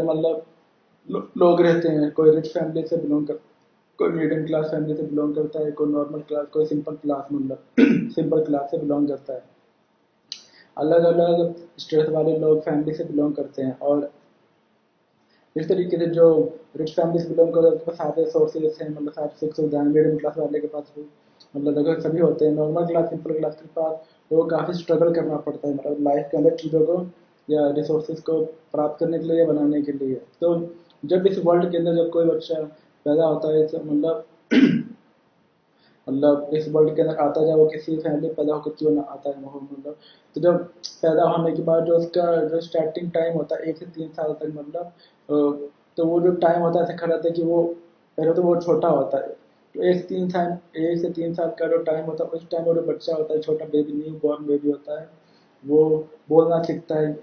और अपने पैरों पर चलना सीखता है, खाना पीना सीखता है, क्योंकि उसके प्रॉपर दांत नहीं निकले होते हैं। तो 1 से 3 साल तक का जो टाइम होता है उस टाइम में वह सिर्फ इन 3 चीज़ों को सीखता है, खाना पीना, चलना फिरना, बोलना। लेकिन जैसे ही वो चौथे साल में प्रवेश करता है, मतलब जैसे वो 3 साल कंप्लीट करके चौथे साल में जाता है तो उसे स्कूल में डाल दिया जाता है। और आप सभी को पता ही होगा कि हमारे भारत जैसे जैसे मतलब 2 तरह के स्कूल होते हैं। एक होता है गवर्नमेंट जो कि 1 से 5वीं तक होता है, देन 6 से 10 तक जिसको हम सेकेंडरी बोलते हैं, और देन 6 से ले और दूसरा होता है 6 से लेके 12वीं तक भी होता है जिसको सीनियर सेकेंडरी बोलते हैं गवर्नमेंट स्कूल में। और दूसरा जो होता है वो होता है प्राइवेट स्कूल जो कि नर्सरी से स्टार्ट होता है, then KG, LKG, UKG, first, second, third, fourth ऐसे करते आगे क्लासें होती हैं 12 तक। के बाद 3 साल का कॉलेज भी होता है, फिर पोस्ट ग्रेजुएशन भी होता है। तो कहने का मतलब जब उस बच्चे को मतलब स्कूल में डाल दिया जाता है, चाहे नर्सरी में डाल दें, अगर प्राइवेट स्कूल में या गवर्नमेंट में डालें तो पहले क्लास से वहाँ से स्टार्ट होता है। तो वो हर साल अपनी एक एक क्लास को अपनी मेहनत से, लगन से और तैयारी करके पास करता हो जाता है। लेकिन फिर जो 4 साल से लेके उसका जो 13 साल तक का टाइम होता है, ऐसा कहा जाता है कि वो जो टाइम होता है एक बचपन का टाइम होता है, चाइल्डहुड का टाइम होता है, मतलब। और उस टाइम में जो बच्चा होता है, मतलब खासतौर पर जब, क्योंकि उस टाइम का बचपन का टाइम होता है तो चाइल्डहुड का टाइम होता है, तो उसका खेलने कूदने में जो हम उनके उसके बच्चे, मतलब हम उनके जो बच्चे होते हैं जैसे गली में रहते हो, फैमिली में हो, स्कूल में हो, क्लास में हो, उनके उनको ऐसे ही अपने हम उनके बच्चों का दोस्ती करने में अच्छा लगता है, उनके साथ खेलना कूदना, मतलब और बोलना, उनके संग खेलना, मतलब यही सारी चीज़ें उसको करने में अच्छा लगता है। मतलब पढ़ाई भी वो करता है लेकिन उसको खेलने कूदने में ज़्यादा उसको अच्छा लगता है। मतलब जैसे बचपन के हमारे गेम्स होते थे, मतलब जैसे पकड़म पकड़ाई, छुपन छुपाई, लूडो हो गया, कैरम बोर्ड हो गया, बचपन में खेलते थे, मतलब। और ऊंच नीच का पापड़ा, और बर्फ पानी हो गया, और अंताक्षरी हो गया, मतलब ये तो थोड़े सीनियर लोग खेलते, लेकिन बचपन के भी जो छुपन छुपाई, पकड़म पकड़ाई या ये कुछ गेम हुआ करते थे। तो मतलब तो ऐसा कहा फिर जैसे मैंने बताया कि वो बचपन के टाइम में ऐसे अगर गेम खेलने में बच्चे को मजा आता है, स्कूल हो चाहे वो घर के, मतलब घर के अंदर हो या गली में बस के हम उसके फ्रेंड्स हो। और कई बार वो खेलते वक्त गिरता भी है, उसको चोट भी लगती है, लेकिन फिर से वो वापस चोट लगता है तो रोता है, लेकिन फिर से वापस पुरानी वाली कंडीशन है, खेलने कूदने के मूड में ही आ जाता है। मतलब बाल गंदे होते हैं, कपड़े गंदे होते हैं, बट कोई उसको फर्क नहीं पड़ता है। मतलब लेकिन जैसे ही वो 13 साल क्रॉस करता है, फिर 14वें साल में एंट्री करता है, मतलब तब तो वो काफी सीनियर हो चुका होता है। मतलब और देन वो उस एज से मतलब चीज़ों को समझना स्टार्ट कर देता है, मतलब कि क्या चीज़ लाइफ में गलत है, क्या चीज़ लाइफ में सही है। मतलब और उसे कपड़े गंदे नहीं करने चाहिए, उसे अपने जो मतलब अपने आप को नीट एंड क्लीन रखना चाहिए। मतलब और कपड़े गंदे करेंगे तो टीचर भी मारेगी, मम्मी भी मारेगी, और उनको कपड़े धोने में प्रॉब्लम भी होगी। तो धीरे धीरे उसकी जो चीज़ों के प्रति मतलब समझने का उसका दिमाग होता है, धीरे धीरे उसका डेवलप होने लगता है। देन वो धीरे धीरे आगे की तरफ अपने बड़ी क्लासों में बढ़ता है। लेकिन जब बड़ी क्लासों में बढ़ता है मतलब तो उसे फिर सब्जेक्ट्स को मतलब प्रिपरेशन करने में काफ़ी लगता है कि टफ है। How to get good marks in my exam, in my subjects. वहाँ पे उसको फिर थोड़ी सी मतलब क्योंकि उसको एग्जैक्ट पता नहीं होता, मतलब तो इसलिए अब मैं आपको बताऊंगा कि जब वो धीरे धीरे क्लासों की तरफ बढ़ रहा होता है, मतलब बड़ी क्लास 7, 8, 9, 10, फिर कॉलेज भी, फिर आगे का अगर पढ़ाई करना चाहते हैं तो पोस्ट ग्रेजुएशन भी और दूसरी तैयारियां भी होती हैं। मतलब तो उसमें हम अच्छे मार्क्स कैसे प्राप्त करें वो इस वीडियो के थ्रू अब मैं आपको बताऊंगा। मतलब कि वो जो 5 सीक्रेट है अब मैं आपको अब बताने जा रहा हूँ। मतलब कि अगर आप उन 5 चीज़ों को फॉलो करेंगे अपने मतलब फ्यूचर के अंदर, तो चाहे आप किसी भी क्लास में क्यों ना हो, मतलब आप अच्छे मार्क्स किसी भी क्लास में उन 5 सीक्रेट्स को फॉलो करने के बाद आप ला सकते हो। मतलब तो मैं आपको पहला सीक्रेट बताने जा रहा हूँ कि चाहे आप किसी भी क्लास में क्यों ना हो, क्योंकि आप सीनियर क्लास में हो, मतलब तो जितना ज़्यादा हमारी सीनियर क्लास होती है उतना ज़्यादा हमें फिर एक दिमाग में स्ट्रेस होता है कि हमारी बड़ी क्लास है, जैसे 10वीं 12वीं में बोर्ड एग्जाम्स होते हैं, तो हमें और ज़्यादा स्ट्रेस होता है कि बोर्ड एग्जाम होंगे तो हमें दूसरे स्कूल में जाकर हमें एग्ज़ाम देना पड़ेगा। मतलब और दूसरे ही स्कूल होगा और हाँ दूसरे टीचर आएंगे आपका एग्ज़ाम लेने के लिए, तो इस चीज़ का भी दिमाग में स्ट्रेस होता है। तो मतलब उन्हें अपने एग्ज़ाम की तैयारी कैसे करें वो अब हम इस अब उन सीक्रेट्स के थ्रू जानने की कोशिश करेंगे। मतलब तो जैसे मैं आपको जैसे बताया कि जो हमारा पहला जो सीक्रेट है, मतलब कि एग्ज़ाम को प्रिपरेशन कैसे करें, मतलब जो हमारे अलग अलग सब्जेक्ट्स होते हैं, तो हमारा जो पहला सीक्रेट वो है आपको जो भी आपके सब्जेक्ट्स हैं जिनका आप प्रिपरेशन कर रहे हो, मतलब तैयारी कर रहे हो, उस पर आपको अपना पूरा फोकस रखना है। मतलब जो आपका फोकस का लेवल है, मतलब कि अगर आप जिस टाइम भी आप उसकी प्रैक्टिस मतलब उस मतलब प्रिपरेशन करते हो, मतलब स्टडी करते हो, उस टाइम मान लो आपने दिन भर में 3 4 घंटे आप स्टडी करते हो। मान लो सुबह आप फॉर एग्जाम्पल मान लो कि सुबह 5 से लेकर 7 बजे तक स्टडी करते हो, उसके बाद स्कूल के लिए तैयार होकर निकल जाते हो, या शाम को आने के बाद 10 से 12 1 बजे तक आप स्टडी करते हो। तो उस टाइम जो भी आप स्टडी कर रहे हो, मतलब उस टाइम जो आपका जो पूरा का पूरा जो फोकस है टोटली उस टाइम आपकी उस स्टडी पर ही होना चाहिए। जैसे कई लोग होते हैं आजकल के टाइम में से, जब हम मतलब जब मैं 2011 में अपना ट्वेल्थ क्लियर किया और 2015 अपना ग्रेजुएशन किया, मतलब तो इस टाइम 2011 में तो मोबाइल वगैरह का बहुत स्मार्टफोन्स का उतना वो ही नहीं था, मतलब चलन ही नहीं था। मतलब 2015 में भी मैं एंड में जाकर फाइनल ईयर में मैंने फ़ोन लिया था। मतलब उसके पहले भी मेरा फ़ोन सिर्फ नंबर वाला ही था। तो कहने का मतलब तो आज सभी बच्चों मतलब जो स्टडी वगैरह करते हैं सबकी फैमिली में बच्चों के पास स्मार्टफोन वगैरह है। मतलब तो माइंड डिस्टर्ब होने के ज़्यादा चांस रहते हैं, क्योंकि एक तरह आप फ़ोन पे रखे हुए होते हैं, आपके सामने पड़ा हुआ होता है, और आपके फ्रेंड्स वगैरह कभी मैसेज आ सकता है, कभी कॉल आ सकता है, या आपके से कुछ भी उनको काम हो सकता है। मतलब तो वो एक डिस्टर्ब करने का चांस होता है। तो यहाँ पे हम जैसे हम बात कर रहे थे फोकस की, कि अगर आपका फोकस अच्छा होगा, मतलब आपका फोकस पूरा का पूरा होगा जो भी आप सब्जेक्ट की तैयारी कर रहे हो, मतलब और जिस टाइम आप अपना स्टडी का टाइम आपने जो निर्धारित कर रखा है, मतलब उस टाइम जब आप तैयारी कर रहे हो, मतलब जो अगर उसको याद कर रहे हो, तो आपका 100% फोकस होना चाहिए। किस पे होना चाहिए? आपकी उस सब्जेक्ट्स की प्रिपरेशन में होना चाहिए, ना कि किसी और चीज़ों पे। कि अगर आप एक तरफ आप फोकस करके अपना स्टडी कर रहे हो, लेकिन किसी का मैसेज आ गया, कॉल उठा लिया, फिर एक बार कॉल उठा लिया, मैसेज का रिप्लाई किया, तो फिर हमारा इधर से डाइवर्ट हो गया, हम उस काम में लग जाते हैं। जैसे क्या होता है, हमारा फोकस खराब होने का चांस रहता है। मतलब वरना फोकस अच्छा नहीं होगा तो आप किसी चीज़ को अच्छे से याद नहीं कर सकते। तो पहला तो सीक्रेट है कि आपको अच्छे से अपना जो आपका फोकस लेवल आपको बढ़ाना होगा। और जब भी आप प्रिपरेशन करते हो किसी भी सब्जेक्ट्स का, चाहे आप किसी भी क्लास में क्यों ना हो, मतलब तो आपको अपना जो फोकस का लेवल है उसको बढ़ाए रखना पड़ेगा। और जब आप उस चीज़ की तैयारी कर रहे हो, सब्जेक्ट्स की तैयारी कर रहे हो, तो आपका उस टाइम पूरा का पूरा फोकस आपकी उन्हीं सब्जेक्ट्स पर होना बहुत ही ज़्यादा आवश्यक है। मतलब तो आपका जो पहला सीक्रेट हो गया फोकस। फोकस का आपको हमेशा ही इसको फॉलो करना पड़ेगा। जब भी आप किसी सब्जेक्ट को आप टाइम देकर उसकी याद कर रहे हो तो आपको पूरा का पूरा फोकस उस समय आपके उसी सब्जेक्ट की स्टडी पर होना चाहिए। तो ये था दोस्तों हमारा पहला सीक्रेट कि फोकस का होना बहुत ही आवश्यक है, वो भी 100% जब आप स्टडी कर रहे होते हो स्टडी के टाइम में। जो हमारा दूसरा जो सीक्रेट है,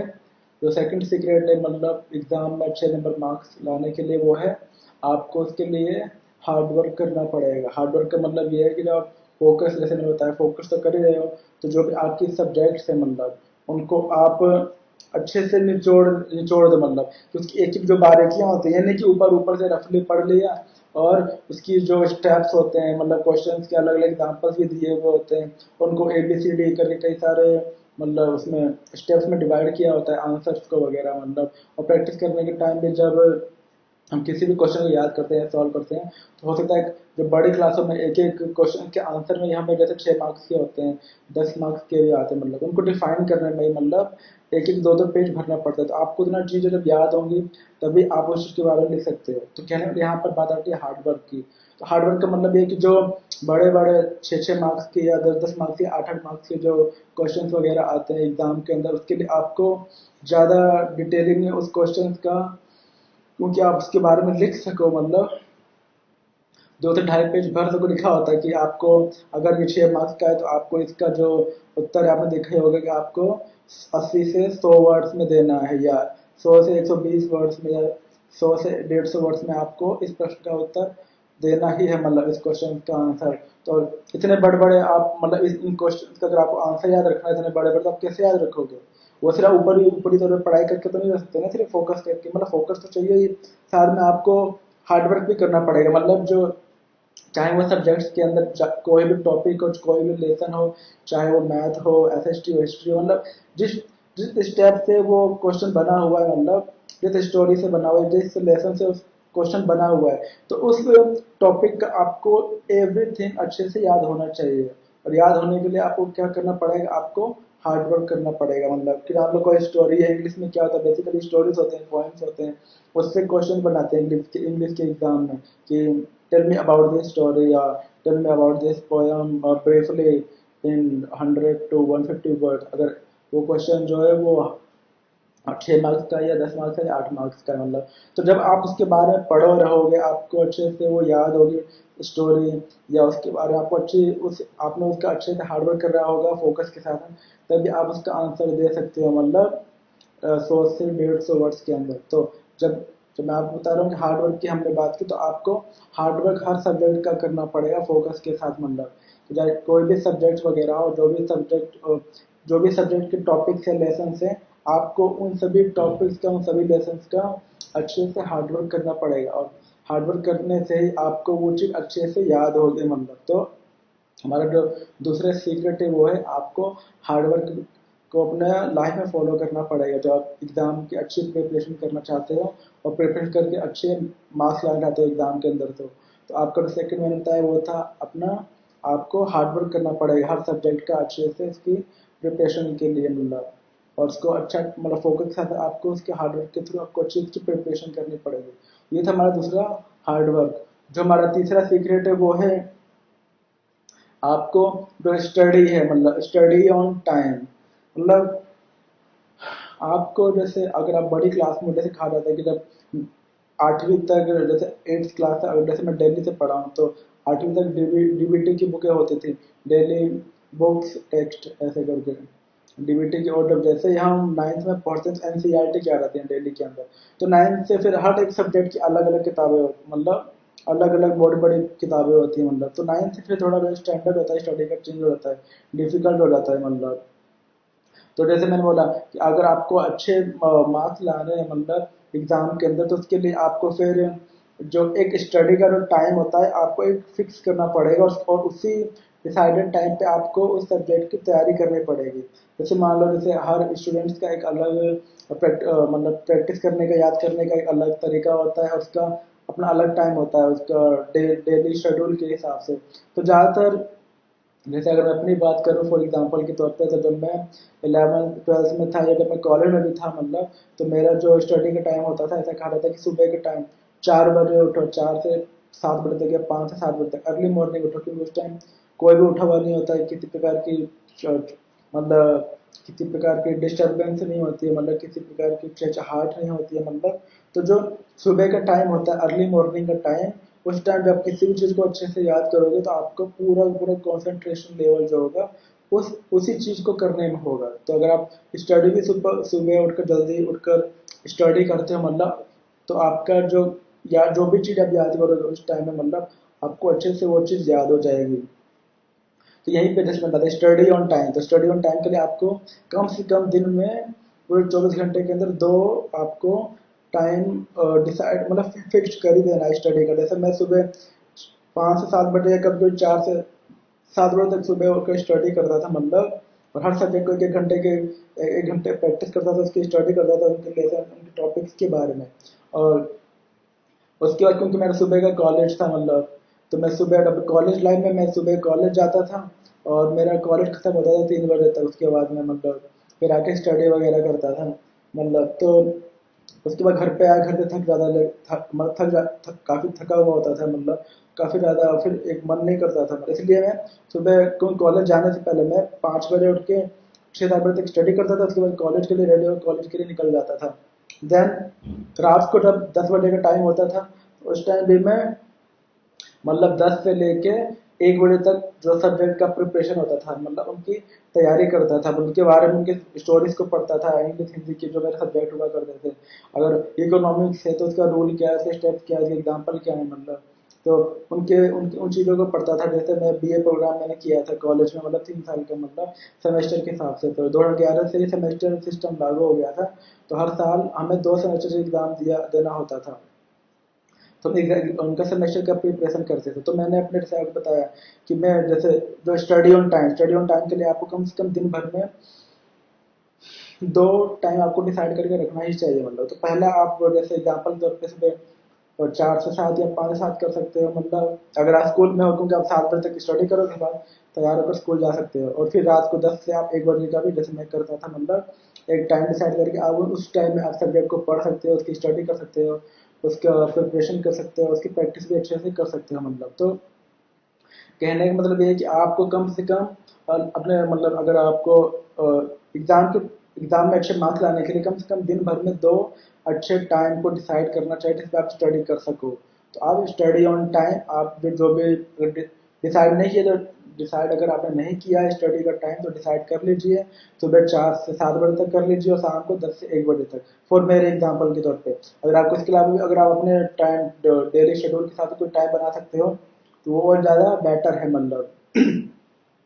तो वो आप पे डिपेंड करता है, मतलब कि आपको मतलब किस टाइम में आप फ्री हो उसके हिसाब से आप अपना बना सकते हो। बाकी मैंने आपको 2 ऑलरेडी ऑप्शन के तौर पर दे दिया है। तो ये हमारा तीसरा सीक्रेट है कि आपका जो भी आप स्टडी का टाइम आपने डिसाइड किया है तो आप उस टाइम में स्टडी जरूर कीजिए। उस टाइम में आप उस चीज़ का फोकस के साथ हार्डवर्क के साथ स्टडी ऑन टाइम, यानी जो भी आपने टाइम डिसाइड किया है उस टाइम पर आप स्टडी जरूर कीजिए। हमारा तीसरा सीक्रेट था स्टडी ऑन टाइम। जो हमारा फोर्थ सीक्रेट है जो अच्छे मार्क्स को लाने के लिए, वो है जो भी आपके सब्जेक्ट्स है, मतलब जो आपके सब्जेक्ट्स जो भी आप जिस भी क्लास में हो आपके पास सब्जेक्ट्स वगैरह तो होंगे ही, मतलब तो जो भी आपके सब्जेक्ट्स हैं मतलब उनकी आपको अच्छे से प्रैक्टिस करनी पड़ेगी। Subjects practice on time,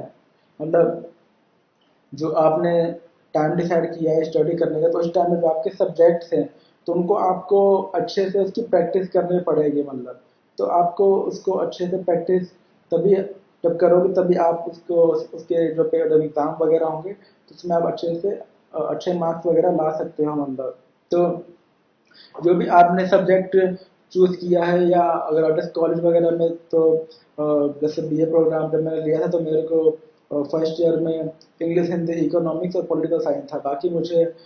history geography वगैरह में चूज करने को संस्कृत वगैरह में से सेलेक्ट करना पड़ा था, तो मैंने Hindi English political science economics select किया था। सेकंड ईयर में हिंदी इंग्लिश में एक होता था, थर्ड ईयर में भी इतने से जो हमने अगर स्किप कर दिया वगैरह हमें मिल जाता है। तो इस तरीके से कहने का मतलब तो आपको जो भी आपके सब्जेक्ट्स वगैरह है तो आपको उन सब्जेक्ट की जो हमारा फोर्थ सीक्रेट था मैंने बताया कि आपको उन सब्जेक्ट की अच्छे से प्रैक्टिस करनी पड़ेगी। अच्छे से प्रैक्टिस करोगे मतलब तभी आपके एग्ज़ाम में अच्छे मार्क्स आएंगे। मतलब तो जो भी आपने टाइम डिसाइड किया है मतलब स्टडी का, उस टाइम में आप उन सब्जेक्ट की अच्छे से प्रैक्टिस कीजिए। मतलब आपको प्रैक्टिस अच्छी करनी पड़ेगी जो भी आपके सब्जेक्ट्स हैं, और उन सब्जेक्ट्स में जो भी लेसन है, जो भी टॉपिक है, जो भी पाठ वगैरह है, मतलब आपको उनको अच्छे से प्रैक्टिस करनी पड़ेगी। आपको अपना पूरा पूरा अच्छा प्रैक्टिस करना पड़ेगा उन सब्जेक्ट्स के बारे में जो भी आपके सब्जेक्ट्स दिए गए हैं। मतलब जो हमारा फिफ्थ एंड लास्ट सीक्रेट है वो है कि लेस यूज फोन। जैसे आज के 10 साल पहले तो इतना फोन का चलन नहीं था, मतलब बहुत ही कम लोगों के पास स्मार्टफोन दिखते थे, वो भी छोटे छोटे कैमरे वाले। मतलब बाकी और जो नॉर्मल लोग हुआ करते थे वो टच वाले फोन, मतलब जो जिसमें नॉर्मल बटन्स वगैरह से चलाते थे, कॉलिंग वगैरह इनकमिंग और आउटगोइंग हुआ करते थे, एसएमएस वगैरह कर सकते थे। मतलब आजकल के टाइम में बड़े बड़े फोन आ गए, स्मार्टफोन, एंड्रॉयड, आईफोन वगैरह। मतलब तो कहने का मतलब आपको, क्योंकि जैसे मैंने आपको स्टार्टिंग में बताया था कि आजकल हर जैसे फैमिली में सबके पास भाई बहन पेरेंट्स सबके पास बड़ा बड़ा फोन होता है। मगर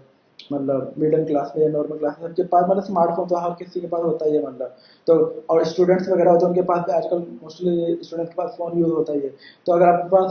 तो मैं आपको जो फिफ्थ मैंने बताया सीक्रेट कि आपको मोबाइल का लेस यूज फोन, यानी मोबाइल का कम से कम उपयोग करना है, क्योंकि मोबाइल और जो मोबाइल होगा आपके माइंड को डिस्टर्ब करेगा। खासतौर पर अगर आप स्टूडेंट्स वगैरह है तो जब मैं स्कूल में था या कॉलेज में था तो मेरे पास स्मार्टफोन था ही नहीं, क्योंकि मैं नॉर्मल फोन्स को यूज़ करता था जो बटन वाले हुआ करते थे। इसीलिए जब बटन वाले हुआ करते थे तो ज़्यादा फोन का यूज़ ही नहीं किया, क्योंकि कुछ कर ही नहीं सकते आप कॉलिंग और इनकमिंग और एसएमएस के अलावा। तो ज़्यादा ज़्यादा मैं अपना टाइम फोकस स्टडी पर करता था। और जब ट्वेल्थ तो मैंने अच्छे से स्टडी किया, अच्छे मार्क्स लेके आया 76%, तो मैंने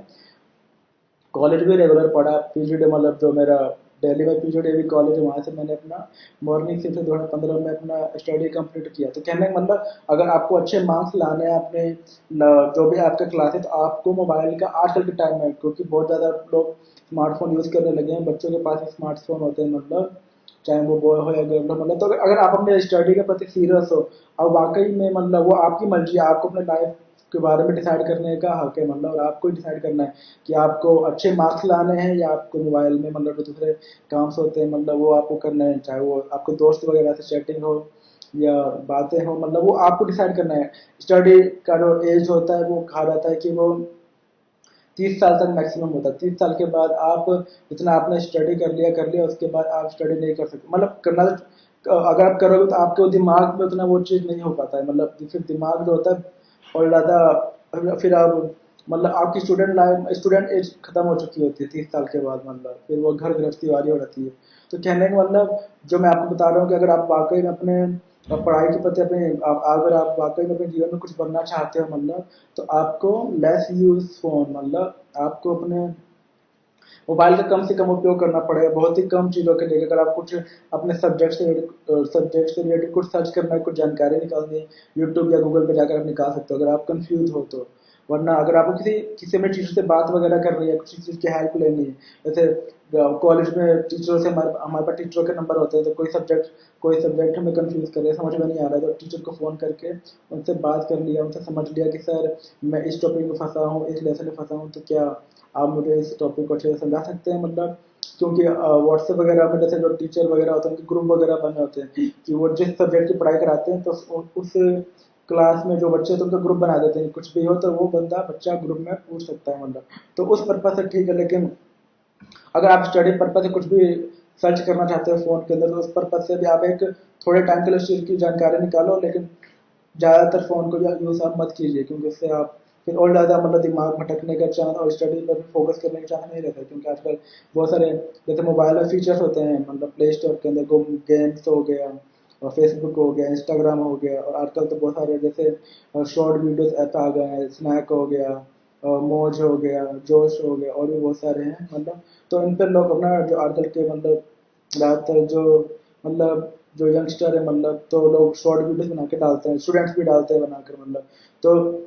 जब ऐसे मतलब अगर आप स्टडी के प्रति सीरियस हो तो मैंने फाइनली वही बात बता रहा हूँ कि मतलब आपको कम यूज़ फ़ोन करना चाहिए। मतलब तो अगर आप कम फ़ोन यूज़ करोगे तो आप ज़्यादातर फिर जो जाहिर सी बात है कि आप ज़्यादातर अपना टाइम जो दोगे वो स्टडी पर ही दोगे। अगर स्टडी पर अपना ज़्यादा टाइम दोगे तो आपका अच्छे से वो चीज़ प्रिपरेशन होगा। मतलब और जब से आपका एग्ज़ाम की प्रिपरेशन अच्छी होगी, मतलब सब्जेक्ट के साथ, तो आप अच्छे मार्क्स लेके आ पाओगे मतलब। तो ये आपकी चॉइस है कि आपको अच्छे मार्क्स लाने हैं या नहीं लाने हैं एग्जाम के अंदर। बाकी मैंने आपको 5 सीक्रेट्स बता ही दिए ऑलरेडी इस वीडियो के थ्रू।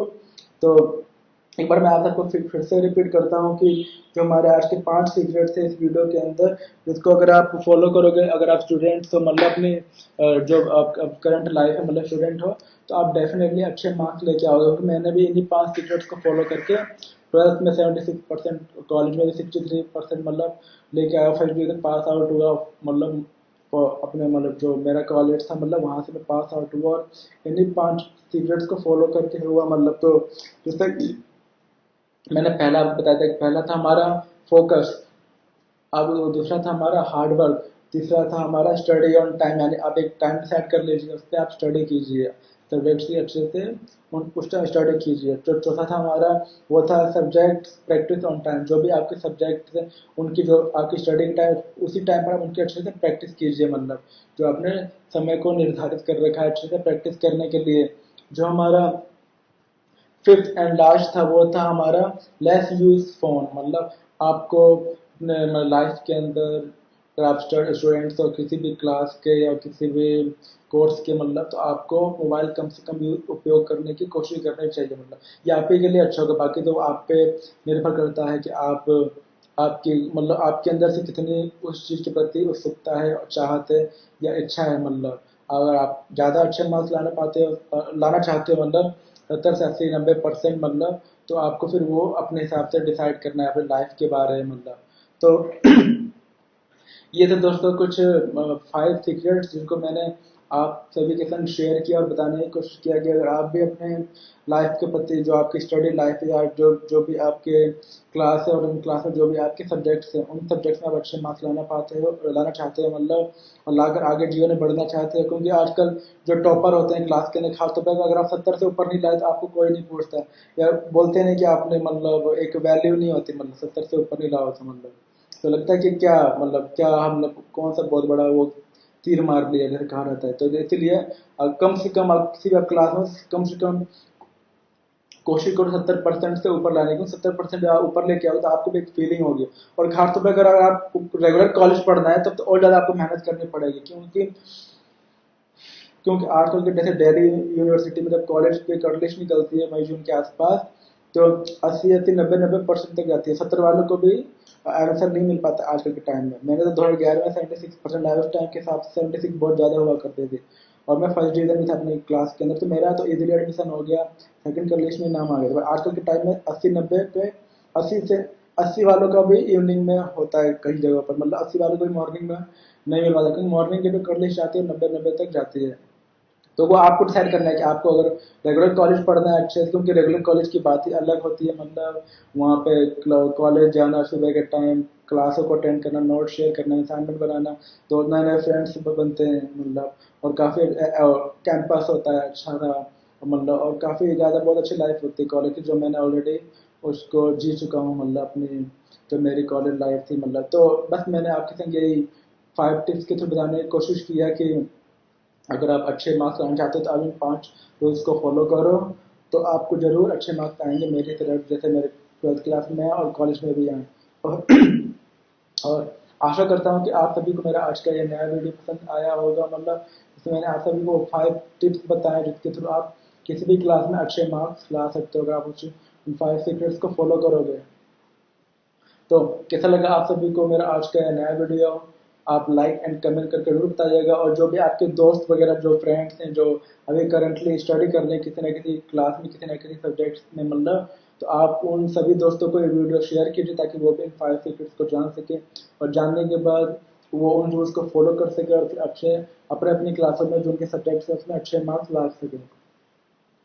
तो दोस्तों फिर मिलेंगे एक नए वीडियो में नए टॉपिक के साथ, तब तक के लिए take care my dear friends.